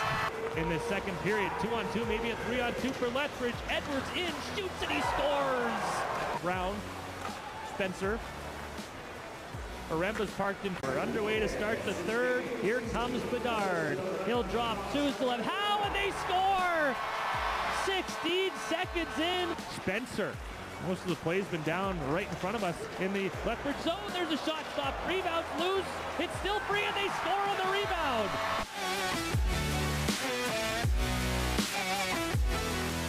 Here's a steal, a pass, a Rembo rink wide, they score! Shoes delivered! It's fed back here to Hammett. Hammett has shot through his screen, they score! I think I got tipped in there. Racing down is Rorsma on the backhand in front, and Polchakov whacks at it. It's still loose. Here's a shot by Manti, left hand safe, rebound, they score! Andre Malievin, nifty move, and the Russian over the line. Rink wide pass over here. There's a shot by Greening. Deflected and he scores. Head up. Now middle blue line for Sposal. They switch spots. Sposal rink wide. One-timer. They score. Back for Alex Suzdalev. Rink wide. Here's Bedard. Waiting. Back for Sposal. Sposal shoots. Deflected. They score. Stringer tries to hold the zone. Rorsma, rink wide pass broken up. Here's Suzdalev, in on goal. He scores!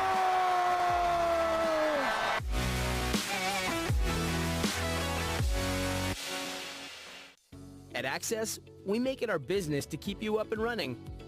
With your own dedicated team and products as reliable as our famous customer service. One of the big things when I first met Access was their friendly service. We're very impressed with the fact that Access is involved in their community and, quite frankly, what they can deliver from a business standpoint. One of the tech installer guys said, "Here's my cell phone number, call me anytime." At Access Communications, we're all about you. An Access smart home is a safer, more efficient home. With the touch of an app, you can see who's at the door, turn down the lights and turn up the heat, tell your furry friend to get off the couch, and sleep sound with around-the-clock home monitoring. Access Smart Home puts you in control. And of course, our famous customer service is always included. Make your home a smarter, safer, more efficient home. Learn more at myaccess.ca. Join us for the 35th Annual Regina Humane Society Telethon, presented by Access Communications. Live Sunday, March 19th, 6 to 9 p.m.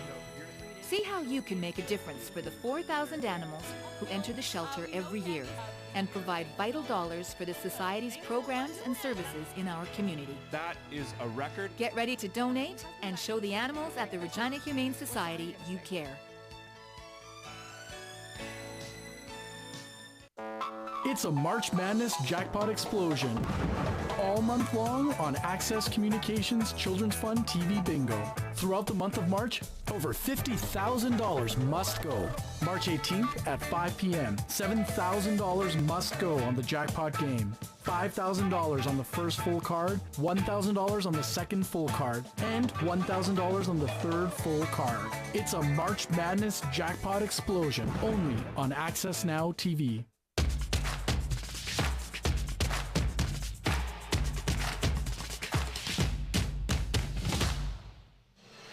And we are back now on AccessNow Sports, live here at the RHSAA Senior Boys City Final here at Luther High School in Regina, Saskatchewan. The Riffle Royal. Coach Mike, what are we thinking about that first half? You know what? That first quarter was absolutely electric. We came out flying. It was 25-24 for Riffle after one quarter. Second quarter was a little bit sloppy for Miller. They didn't get a lot of clean looks. Riffle did a really good job putting pressure on them, and they weren't getting anything around the rim. Big Davenberry protecting the paint like crazy. Riffle held them to 13 or 14 points in the second quarter and still continued to score at the same rate. So that's why Riffle's holding a nice 11-point lead right now. Yeah, like I said, the Luther gym is packed. Their RHSA volunteers are trying their best to pack in as many people as they can, but I'm assuming since the big lineups outside, I'm assuming a lot of people went home and hopped on to their AccessNow Sports and are now watching us commentate it. Absolutely, as they should be. We said it earlier, get all your family, get all your friends, jump on AccessNow Sports and watch the second half of this amazing game. And it looks like our referees are just getting everything set. Jerseys tucked in. And it looks like we'll have Miller ball here to start the half. Keep an eye out for number 5, Riley Clanton. He didn't have his best first half of his career. However, he can score it and he can get hot real quick, so be prepared for that. And it looks like we have some tunes playing in the gym. Seems like the Luther hosts want us to bust a move. That's the name of the song playing. I don't know if they can hear that on AccessNow Sports because of maybe copyright. I don't know how it actually works, but we're just waiting for the music to stop so we can get some action going. I would be fine with it. Little NBA action. Music plays the whole game during NBA games. That'd be incredible. Nolan Kuz and I teach at Balfour Collegiate, and Nolan runs an unbelievable Name That Tune. The guy knows every song in the book. I can sing it too. He can sing it. He can't sing it well. We'll agree to disagree there, Mike. But anyways, looks like Levy Bay's ready to get this one started. Little ball fake there. Aquino brings it up for the Marauders. Looks to attack right away. Swings it, and miscommunication there from number 4, Logan King. Coach Mike, spacing rules. King probably should have stayed corner there. Absolutely needs to stay corner. Aquino has a really nice take through him. There's no way he's making that pass where he made it, where that guy cut to, so he's got to stay in the corner and be available. Royals look to bring it the other way. Use the one side of the floor. Kane Thompson puts up a 3, and Newman snags that. Rebound. Clanton, our key player to watch this half, needs to get going, and he's going to swing it around to Aquino. He's going to attack baseline. Pull up, and Akunde says, "Get that garbage out of here." Hello! Oh, Jack Armstrong's here. Akunde brings it up, swings it into the corner to Nin. And can't get it to go. Good rebound. Rapinoe brings it up, a poke away by Akunde. Chase Murray with it, looking for help. Gets it from number 4, Logan King. King with it. Good ball pressure right now from the Royals. Yeah, gets it to Clanton. Clanton looking to drive inside. Can't get the roll. Good take by Clanton. Yeah, good take right there. Just really good defense by Riffle, forcing a tough shot. Everything's contested right now when Riley goes to the rim. Royals, and I saw it too, so did referee Rob Rodner. That's a travel. Yeah, dragged his pivot foot on that one. Nice defense by Miller. And it'll be Miller ball on the sideline. Rapinoe will bring it up once again. Looks like he wants a screen here from Murray. Looks to drive, finds Clanton, he pulls it. Can't get it to go. Good look there from Marauders. That's the guy you want shooting it. Yeah, Miller's going to live with those ones. They want those shots every possession if they can get them.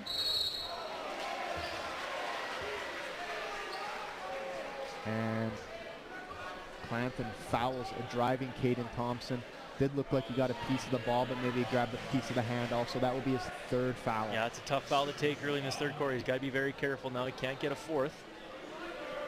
Levy Bay's really commanding the players to get those jerseys tucked in. I can't hear what the chant is from the Miller student section, but I don't think it's nice. Nope. Thompson will shoot 2. Thompson's had an excellent basketball career. That's the first. He's a 2nd-year starter for Riffle. Scores at every level. High motor, great defender, great leader on that team. Yeah, has a great looking jump shot, and it proves there on the free throws, gets both. Extending their lead to 13, their largest lead of the game right now. Yeah, Clanton will bring it up for the Marauders. Looking to set up. Murray, good pass and kick. And great help side defense by Ochai to cause a turnover there and a steal. Swings it to Kane Thompson, back to Ochai. Ochai swings it, finds Akunde in the corner for 3. Bang! When it rains, it pours for Osagie Okunde. Yeah, Osagie Okunde having a great game so far. He can shoot it, he can dunk it, he can really do anything. And he can play defense. He tips that one, but Miller keeps it. Clanton with it, pulls up for Mitty, gets it. He might just need that. He needs that ball to fall into the bucket, and that might be the difference maker right now for Riley. Just need to see one go in. Yeah, take the rim off the basket, maybe, or the garbage can lid, but perhaps. Akunde takes it the other way and sternly passes it back to the Marauders after laying that one in. Usually that's a warning, but gets away with that one.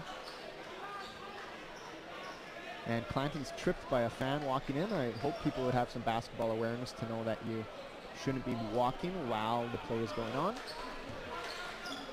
Miller moves it. Clanton with it. Waiting for the Royal defenders to clear out, and goes to work. Strong take. And just like you said, Clanton maybe just needed to see one go in. Now he's in his bag a little bit. You know what? he gets an and one. Yeah, I agree. Sorry, Nolan. There, he's a little bit more patient on that attack right there. He just kind of slowed it down, got his one-on-one, got the defender up, and then goes into his body to get that easy finish. Nice finish there. Yeah, he'll shoot one here, and he gets it.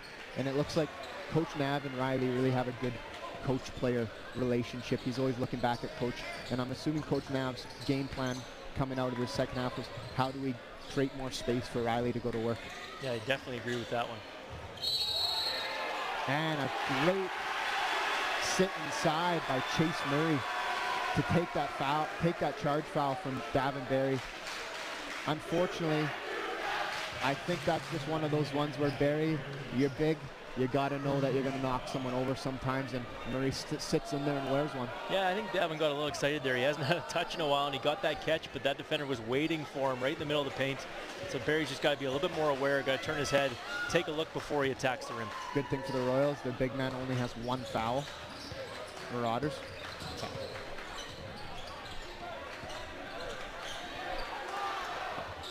Marauders looking to swing it.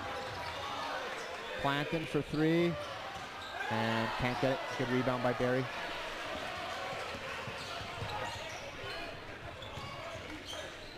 Then Gonzalez finds Barry inside. And he's hit. But Miller comes out with it. Murray. And that's,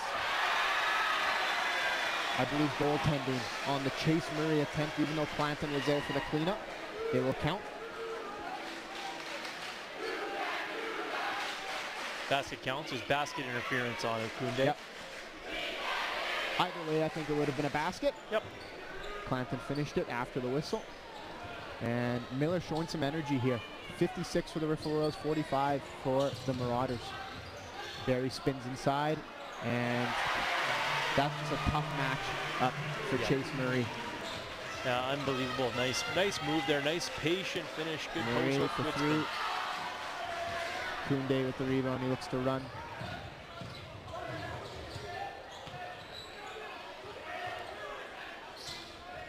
Long skip pass. Not a great pass by the Royals there. A sloppy turnover, and Clanton will take it the other way. This Clanton-Ochai matchup has been going all night. They're guarding each other. Clanton slashes and gets it. Nice take there by Riley. Good ball reversal. There was no help side on that one. Good finish. And Chase Murray steps in for another one. Love the energy from him. He's doing a great job, and he's doing exactly what is expected of him. Yeah. He's standing in, taking a charge, taking it right on the chest. Great defense. And that's where that little bit of provincial football player comes out, and he's not afraid of wearing some contact, and it's paying dividends here in the city championship. Absolutely. Need those kind of plays to get back in this game down 11. Great job. Clanton with it, brings it up. High ball screen from Murray. Interesting screen there by 14. Very interesting technique. He's probably just fired up from taking so many offensive fouls. But as we're saying that, great find inside from Clanton. I think he had everyone thrown off by that one. Holy smokes. And Miller is starting to get some momentum. But we have a touch off Miller. It will be Royals ball. Royals are really looking to steady the ship here. You got to think if they don't get a score here, maybe Coach Hebert might elect to use a timeout. Probably a good chance, yep. Nin with it, finds Barry inside, spin move. Can't get it, gets his own rebound, and he's fouled.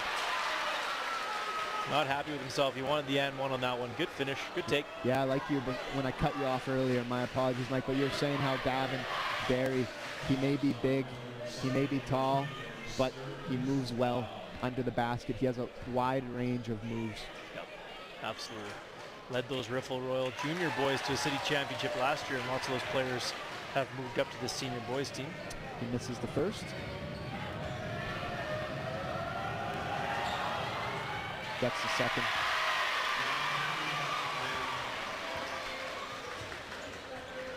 AJ brings it up for the Marauders.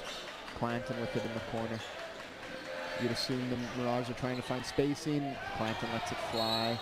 And that most definitely was off White. Conte's pleading his case. Oh, and it seems to work. Conte, speech 100, convinces Rob Rodner to give him it.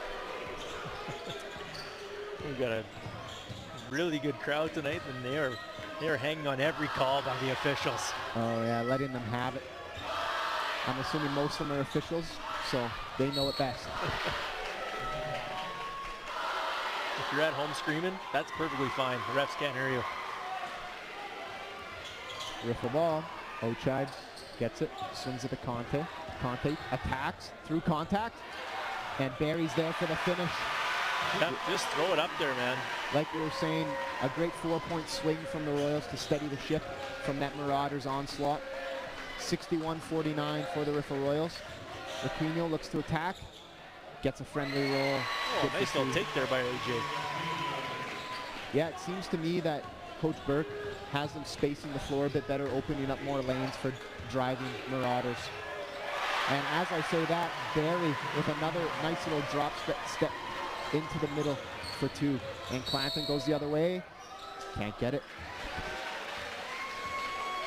Yeah, Barry on the other end. Unbelievable. He just does a great job of sealing in the right spot. He knows he's got a mismatch. Takes his time. Nice little drop step finish on the other end. Clanton started to find his game a little bit better right now. Is using all the moves in his toolkit. Gets himself another couple free throws coming out of this timeout. Yeah, for sure. Riley Clanton catching a little bit of fire. I think he'll be shooting 2 free throws here to add to his point total. I believe he's at 7 for the quarter. Definitely a good spark for the Marauders. Coach Hebert elects to take a timeout here. We were kind of expecting that, but what do you think Coach Hebert's talking about? Yeah, well, and I think he was planning on calling timeout before 2 easy buckets from Davin Barry, but I think even without Davin right now, they're really settling for some tough shots. Weren't moving the ball so well.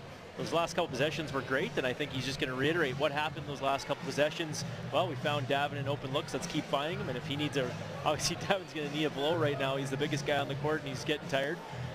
But right now, Riffle just wants to make sure that they steady the ship, get offensive possessions that are clean, and they're not turning the ball over. Yeah, I completely agree. And to credit the Marauders, they're swarming, they're playing with energy, and they're playing big, even though they may be outsized on the stat sheet. Definitely no, yeah. Miller's got to, they get into trouble if they're just sticking into a regular manner when Riffle transitions. They're really just matching up one-on-one, and no one can match up one-on-one with Davin, so that's really been a problem for Miller. They got to do a good job of trapping whenever they can, maybe fronting him as well, just to change some passing angles, put some pressure on those passers. Agreed, Michael. Clanton gets the first, and he gets the second. Both student sections really letting the boys have it during their free throws. All in good fun, I'm sure. Oh, yeah. Hard contest by Chase Murray. He's leaving it on the floor, and he gets the rebound. Oh, he was out of bounds when he came to get that ball. And he needs a sub. He did look like he fell a little awkward there. Chase Murray can't question his heart. He's laying it all out on the floor tonight. Yeah, definitely. Great hustle from Murray. And he's going to get a sub, as he looked like he hurt his hip a little bit on that play. Number 8, Callum Hurspink into the game. And that's just tough to guard. Yep. Cannot get split against Okunde. Yeah. He's just too good. Okunde strong take to the rim. And a nice take by the Marauders on the other end. And very unhappy about that one, but I do agree with the call. He got him on the body. Yeah, even though he did get all ball on the hand, there's 2 parts to that. There's the lower section of the basketball player and where the ball actually is. Exactly. Pleading his case, but that was a great call. And number 4, Logan King can't convert on the first.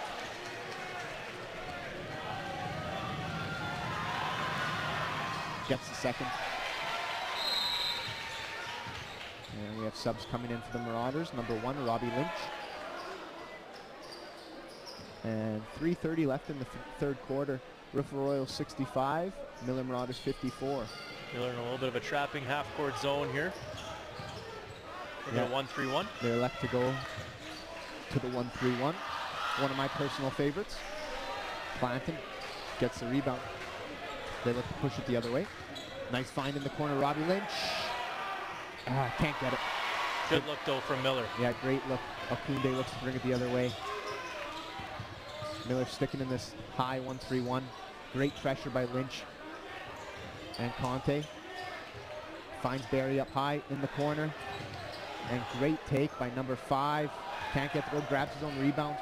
That's number 5, Jesmer Gubon. And strong defense by Connor Newman on Barry.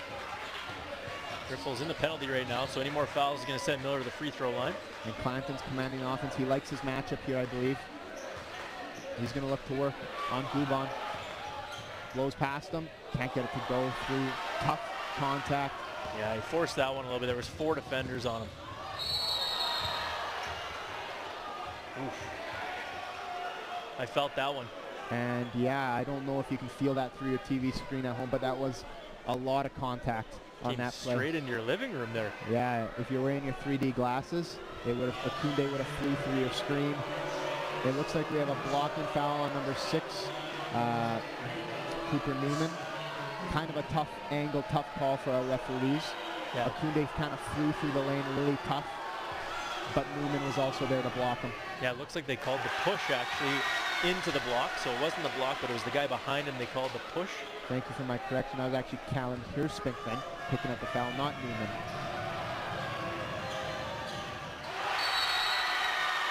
And yeah, Levy Bay picks up on that one. I saw that one even. There was a quick, number 4 Conte jumped in way before the free throw was even gone. Sometimes you would say that was a good foul. Right now, Kunde's free throw is not looking the greatest. Agreed, and a big sub coming in for the Royals. Looks like number 21, Davin Berry, needs a breath. So number 14, Tristan Eberle, will come into the game. You got to think Miller's going to want to look to drive to the basket now that the big man's gone. Yep, and that's what exactly they do. And Rakeem Kino with a tough finish over Akunde, but gets it to go. Just a different feeling when you're attacking the rim and there's not a 6'8" guy standing there waiting for you. Agreed. Good defense by Lynch. Good rotation. Forces a shot. Conte puts it up. Good rebound by Platt. And Raquinho's hit in the face. That's going to be free throws. And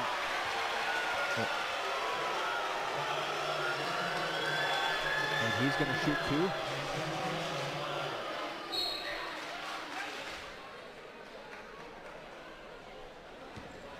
This is a big 2 minutes for the Marauders. Every foul that's going to occur is going to result in them shooting free throws. It's an easy way to chip away at the lead and save time. Awesome. Yeah, no, a 9-point game now. They're slowly chipping away. It's close it's been in a while. Miller's got to take advantage when Davin Berry's not on the floor. Gets the first. Yeah, I completely agree. Without the 6'8" guy right in the middle, it opens up a lot of space for slashing and for shooting. And friendly roll for AJ. Royals bring it up. Minute 55 left in the third quarter. Caden Thompson back into the game for the Royals. Finds Everly. Skip pass. Tough one. And Akunde just muscles his way. And jump ball. Good call by Levy Bay. It's kind of tough. Who knocked that out of whose hands? Yeah, definitely a good call there by Levy. And number 5, Jesmer Guban will inbound it. Conte over to Thompson. Thompson looking to work. Yeah, Riffle really struggling with his 1-3-1 zone right now. Great decision by Nav Burke, and another foul on Akunde. That's going to be free throws. Yeah, momentum shifter, like we just said. The bonus plays a big factor. It's easy buckets if they can convert the free throws. And it looks like AJ will shoot another 2. He'll look to get this to a 5-point game. Riffle standing on offense right now. They're really stagnant. They're not moving. They're not really relying on Davin Berry when he's on the floor to be their reversal guy. They got to get to open space. Against a 1-3-1, you really got to find open spots. You can't be standing next to defenders. Yeah, agreed. And if you're going to throw that skip pass, it has to be a good, hard skip pass. Royals are kind of lobbing it right now, and Miller's going up and getting it. Another friendly roll on the second for AJ. Gets it to a 5-point game, 65-60 for the Riffle Royals. Conte brings it up, good press break. Lynch just being a pest out there, running around, causing disruption. Tough skip pass. Guban gets it, tough pass inside. Great defense by AJ. And Miller retains possession. AJ looks to bring it the other way. Guban from behind, can't get the steal. AJ looks to slow it down. They swing it around. Platt gives it back to AJ. And he gives it back to Platt. They find Clanton. Clanton's looking to work.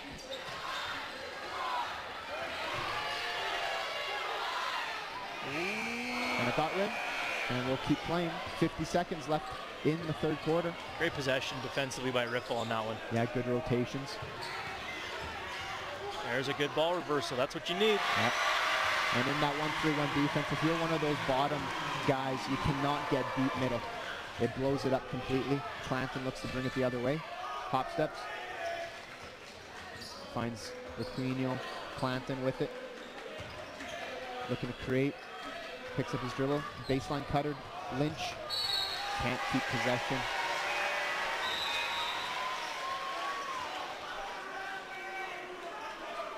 Clanton showing a little bit of frustration here. Yeah, they had a chance to get it down to 3 points, but a couple of good possessions from Riffle defensively has got him back to a 7-point lead. Caden Thompson, Ochai breaking this press.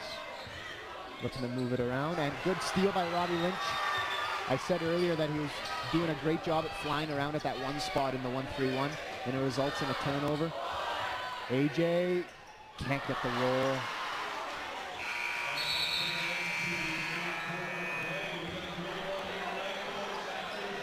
And after 3, the Riffle Royals 67, the Miller Marauders 60. Coach Mike, what do we think about this game so far? What do I think? I am sweating. I was sweating after the first quarter, and I am drenched right now. It is hot in here. It is buzzing. It is electric. And somebody get this man a towel. I need a towel. I need some water. I need something. Oh, man. Luckily for the fans at home, they can get some water, get open to the fridge, and crack a nice cold Diet Coke for the fourth quarter to watch this amazing city championship. I don't even know what to say. Like, it's been a great game back and forth. It looked like Riffle was going to slowly walk away with it, but Miller grinding way back. Riffle just very uncharacteristic. Took about 9 or 10 fouls in that quarter.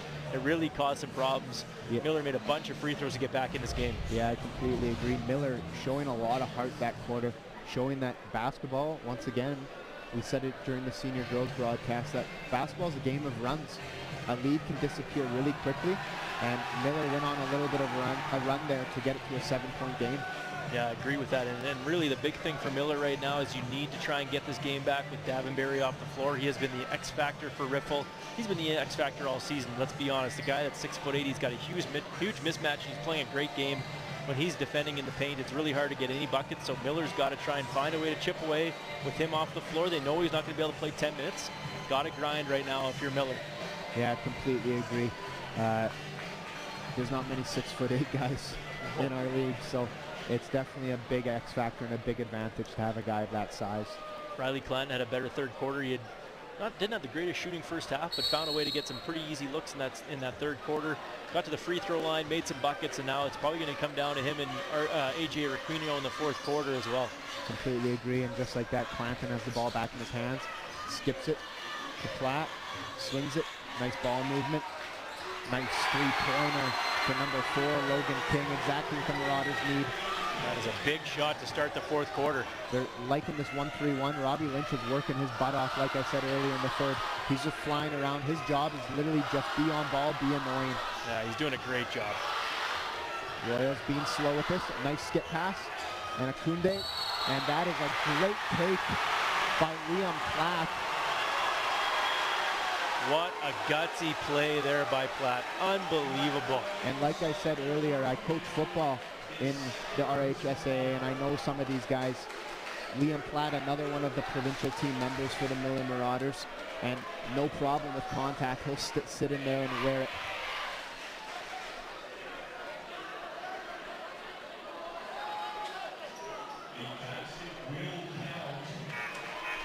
Wow. Interesting. So it turns out the foul was actually after the bucket. So the offensive foul came after. Akunde he put the layup in, and then I guess he gave a two-hand shove after, causing the offensive foul. Calling a push after the basket. Very interesting there. I'm not sure what to say. I don't think I've ever seen that call before. Me either. But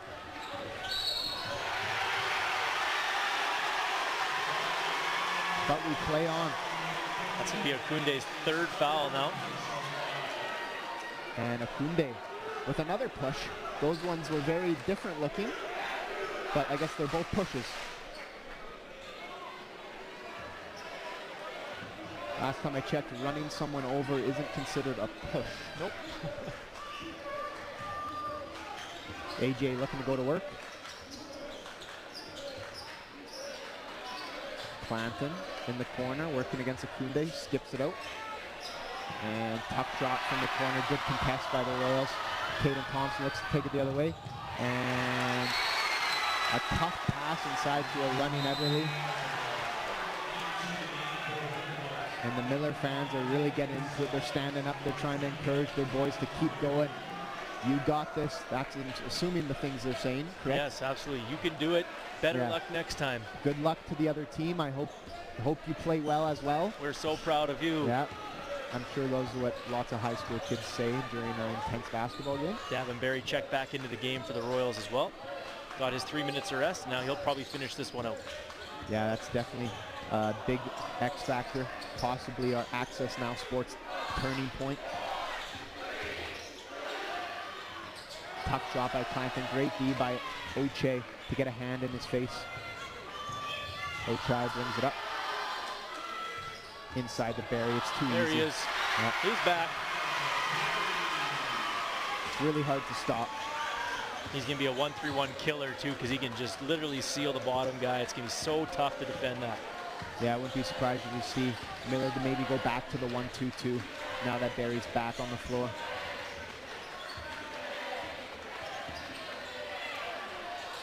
Nice shot by AJ Rafinha. Yeah, really tough level of difficulty there, but created his own shot, got a nice step back to get great disruption by Robbie Lynch. And we have a travel first.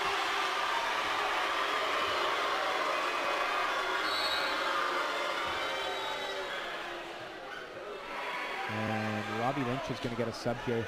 He played a solid, 5 minutes in the third, now 2 minutes in the fourth, and he was just grinding away at that one spot. Well-deserved sub for him. 100% agree. Ochai with it. Swings it to Nin Gonzalez. Ochai finds it in the corner. And all the Marauders jump on that shot fake, opening up a lane for Akunde. Yeah, I think if you're Miller, you're going to have to live with him making that three-point shot. Yep. A lot of contact there, no call. AJ swings it. Good drive by King. And a lot of contact at the rim, but no foul. Royals look to take it the other way. Nice move inside by Caden Thompson. A little D-Wade Euro. And that forces a timeout out of the Marauders. Nice little run by the Royals there. The Riffle Royals 75, the Miller Marauders 65, 7-11 left in the fourth quarter. What do you think Coach Burke is talking about in this timeout? I think if I'm Coach Burke, I'm going to actually go walk over to Riffle's bench and ask if they can sit Davenberry for the rest of this game, because right now I think that's going to be the X factor. Yeah, maybe slip him the 20 bucks or something and say, hey, just let him rest. Oh man, yeah, it's going to be hard. They've done a great job grinding it out. Like, this game has been close all the way through. Riffle's held on to the lead most of this game, but the X factor, Davenberry, just finding easy looks. He just creates so much space for his teammates and does a great job protecting the rim. At the end of the day, you're going to have to play with him on the floor. So I think Miller's going to switch up their defense right now. They're going to have to maybe put some trapping pressure into to try and stop Riffle from getting any of these clean, easy looks. Offensively, I think you keep doing the same thing, but I think you try to exploit the fact that Barry doesn't really come out to defend the perimeter that much. So maybe some ball screens, perhaps maybe some dribble handoff, just to get the ball moving a little bit more. Yeah, I wouldn't be surprised if you see that from the Marauders. It's tons of time left in this one. They're only down 10, but maybe it's time to start letting some of the Royals shoot and see what happens, because they're getting beat inside by the two big guys, Akunde and Barry. Absolutely agree. Akunde steals it. Can we see another one?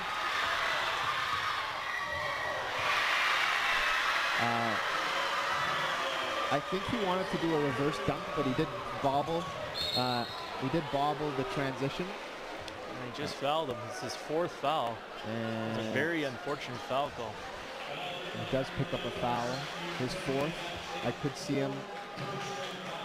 Only 6:47 left. I'd assume Coach Heber just lets him play it out. He's how to trust your coach, trust your player that he's not going to take another foul.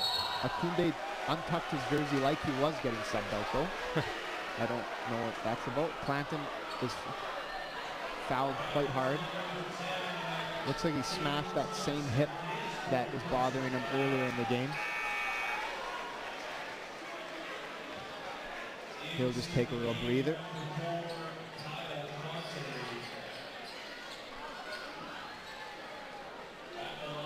Aaron Anderson sprinting to the end of the floor to wipe it up. Good job, Aaron. Yeah, Aaron's quite the athlete himself. Oh, absolutely. I'm going to show a replay of this here. Oh, yeah. Yeah. A little knee on knee. Yeah, Definitely Charlie horse there. A little knee on knee. Caden Thompson looks like he picked up his 4th foul, so this could get interesting for the Marauders here. A lot of the Riffle Royal starters are in foul trouble. Let's not forget, Riffle has 4 team fouls. There's still 6:43 left in the quarter, and then every foul from now on will be 2 free throws. Anything that's a defensive or a loose ball foul will be 2 free throws. So Riffle is already in foul trouble, and that could be Miller's opportunity to get back in this game. Yeah, and it looks like Akeem Day got subbed out while we had a little injury time out there. Clanton misses a second, but he gets it back. Going for a little 2-for-1 here. From the corner. Can't get to go. Marauders. Conte looks to run it the other way. Finds Nin Gonzalez. Nin's shifty. Good defense by the Marauders to swarm a Davenberry in the post. Just a forced pass there into the post that time. Clanton looks okay coming the other way. King with it. Gets it back to Clanton. Nice crossover. Clanton goes up strong.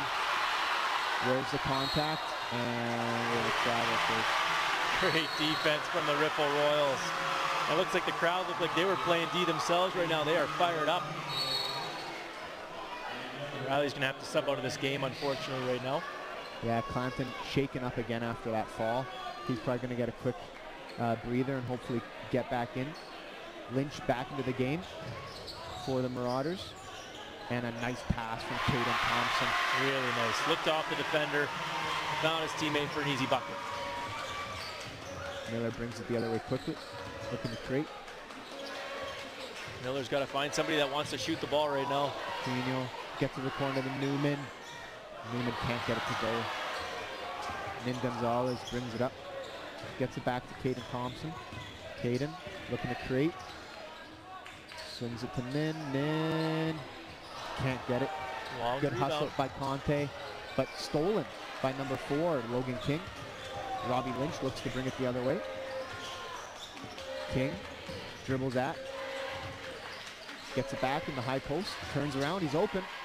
Can't get the floater to go. Not the softest rims. If you want really soft rims, come on down to Belfort Collegiate. Some of the softest rims. Me and Mike massage them every day. Make sure they're well manicured and nice and soft. Every ball really goes in if it hits the rim at Belfort. But anyways, back to the game. Robbie Lynch. Oh, just daydreaming, thinking of all those buckets we make when we're at Balfour and then every other gym. It's so tough. Oh, I know.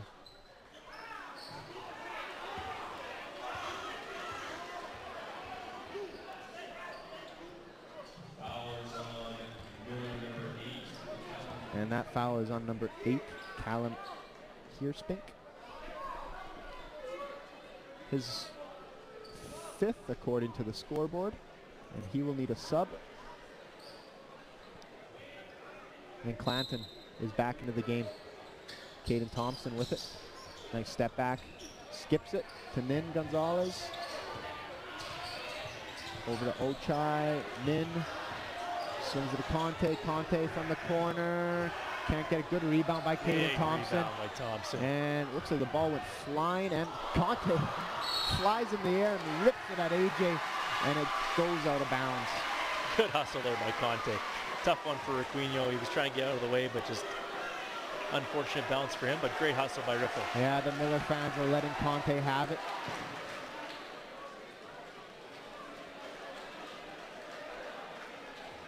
Looks like it's all friendly banter there. They must know each other.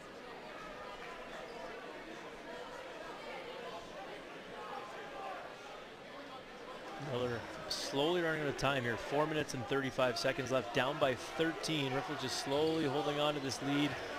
Conte. Feel like a little bit of quicksand right now. If you're Miller, you got to try and get yourself out of there. Yeah, Nin can't get it. Davin tips it out. Robbie Lynch, good hustle. Newman is fouled. It's going to be free throws. Yeah, like you said, 4 minutes 25. Big deficit for the Marauders. I wouldn't be surprised if we see Clanton, AJ start taking some extra shots, maybe some deep threes. Tough shots, but those are the shots you need to climb your way back into this one.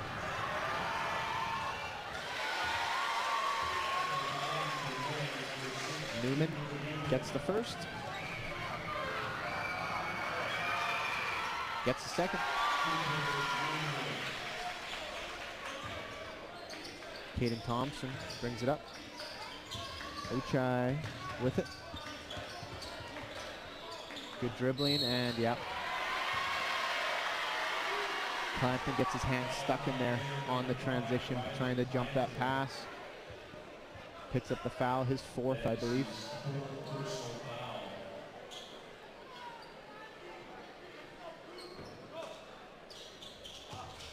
Caden Thompson from the corner, can't get it. Davin gets it. Ochai. Good nice defense hands by by Robbie Miller. Lynch. And he's fouled. Yeah, just a little handsy right now by Riffle. Good job. Active hands by Miller.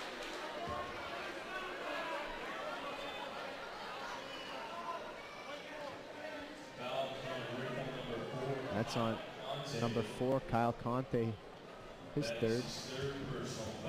Robbie Lynch will shoot 2.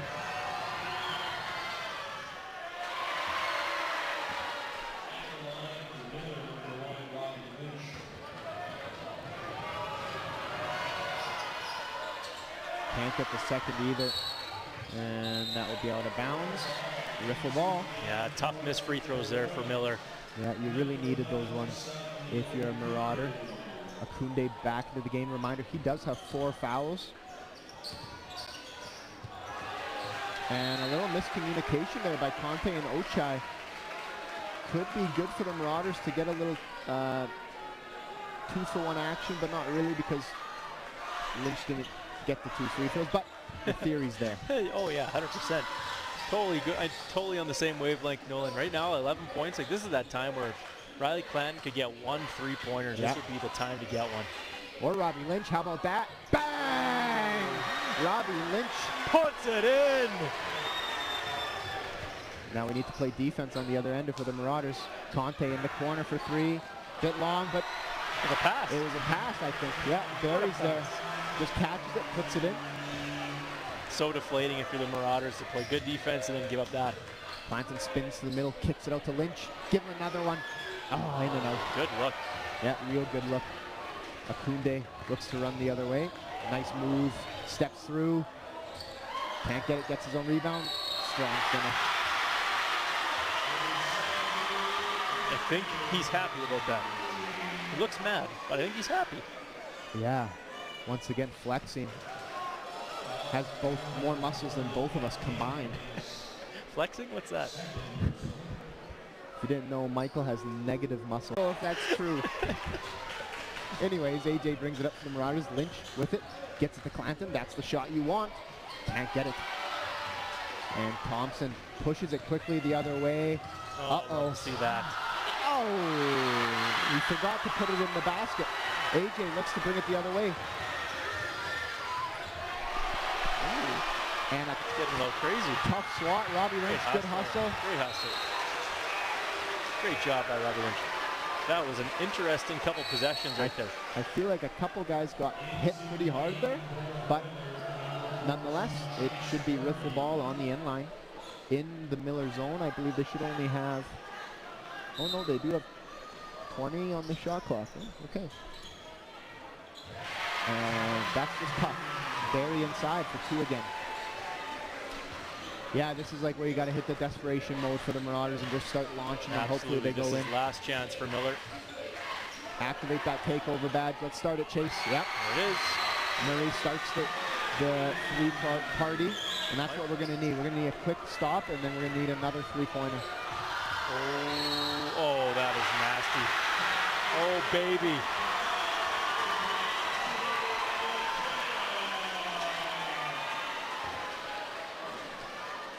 Yeah, the only problem, Michael, I'm no genius when it comes to basketball. I'll leave that to you and Tanner Brightman, my former coach. But you do need to play defense if you want to come back in a game. Correct.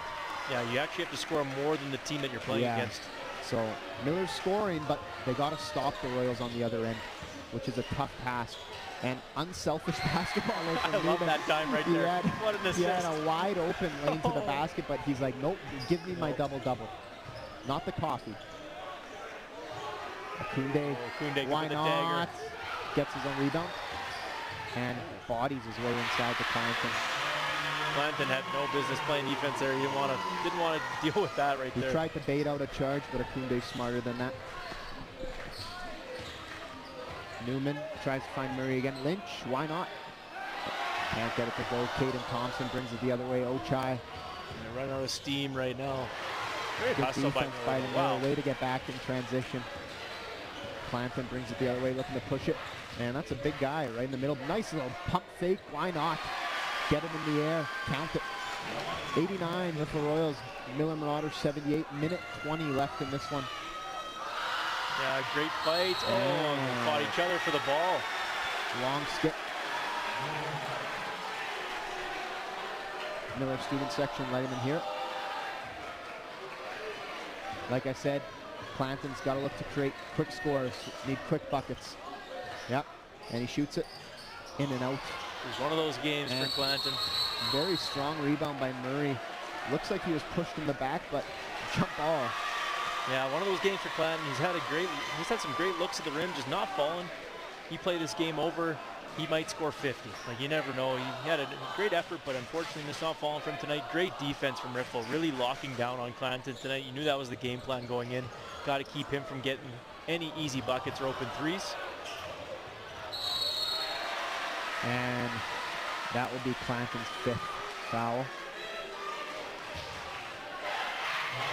Clanton, once again, a leader on this Miller team. He is in grade 12. You know you're a good player, though, when a tough night is still in the double digits for scoring. Yeah, for sure. He had a great job at facilitating to his teammates. Really didn't force any tough shots. He had a couple, but for the most part, feeding it to open guys. And unfortunately, he just missed too many shots tonight.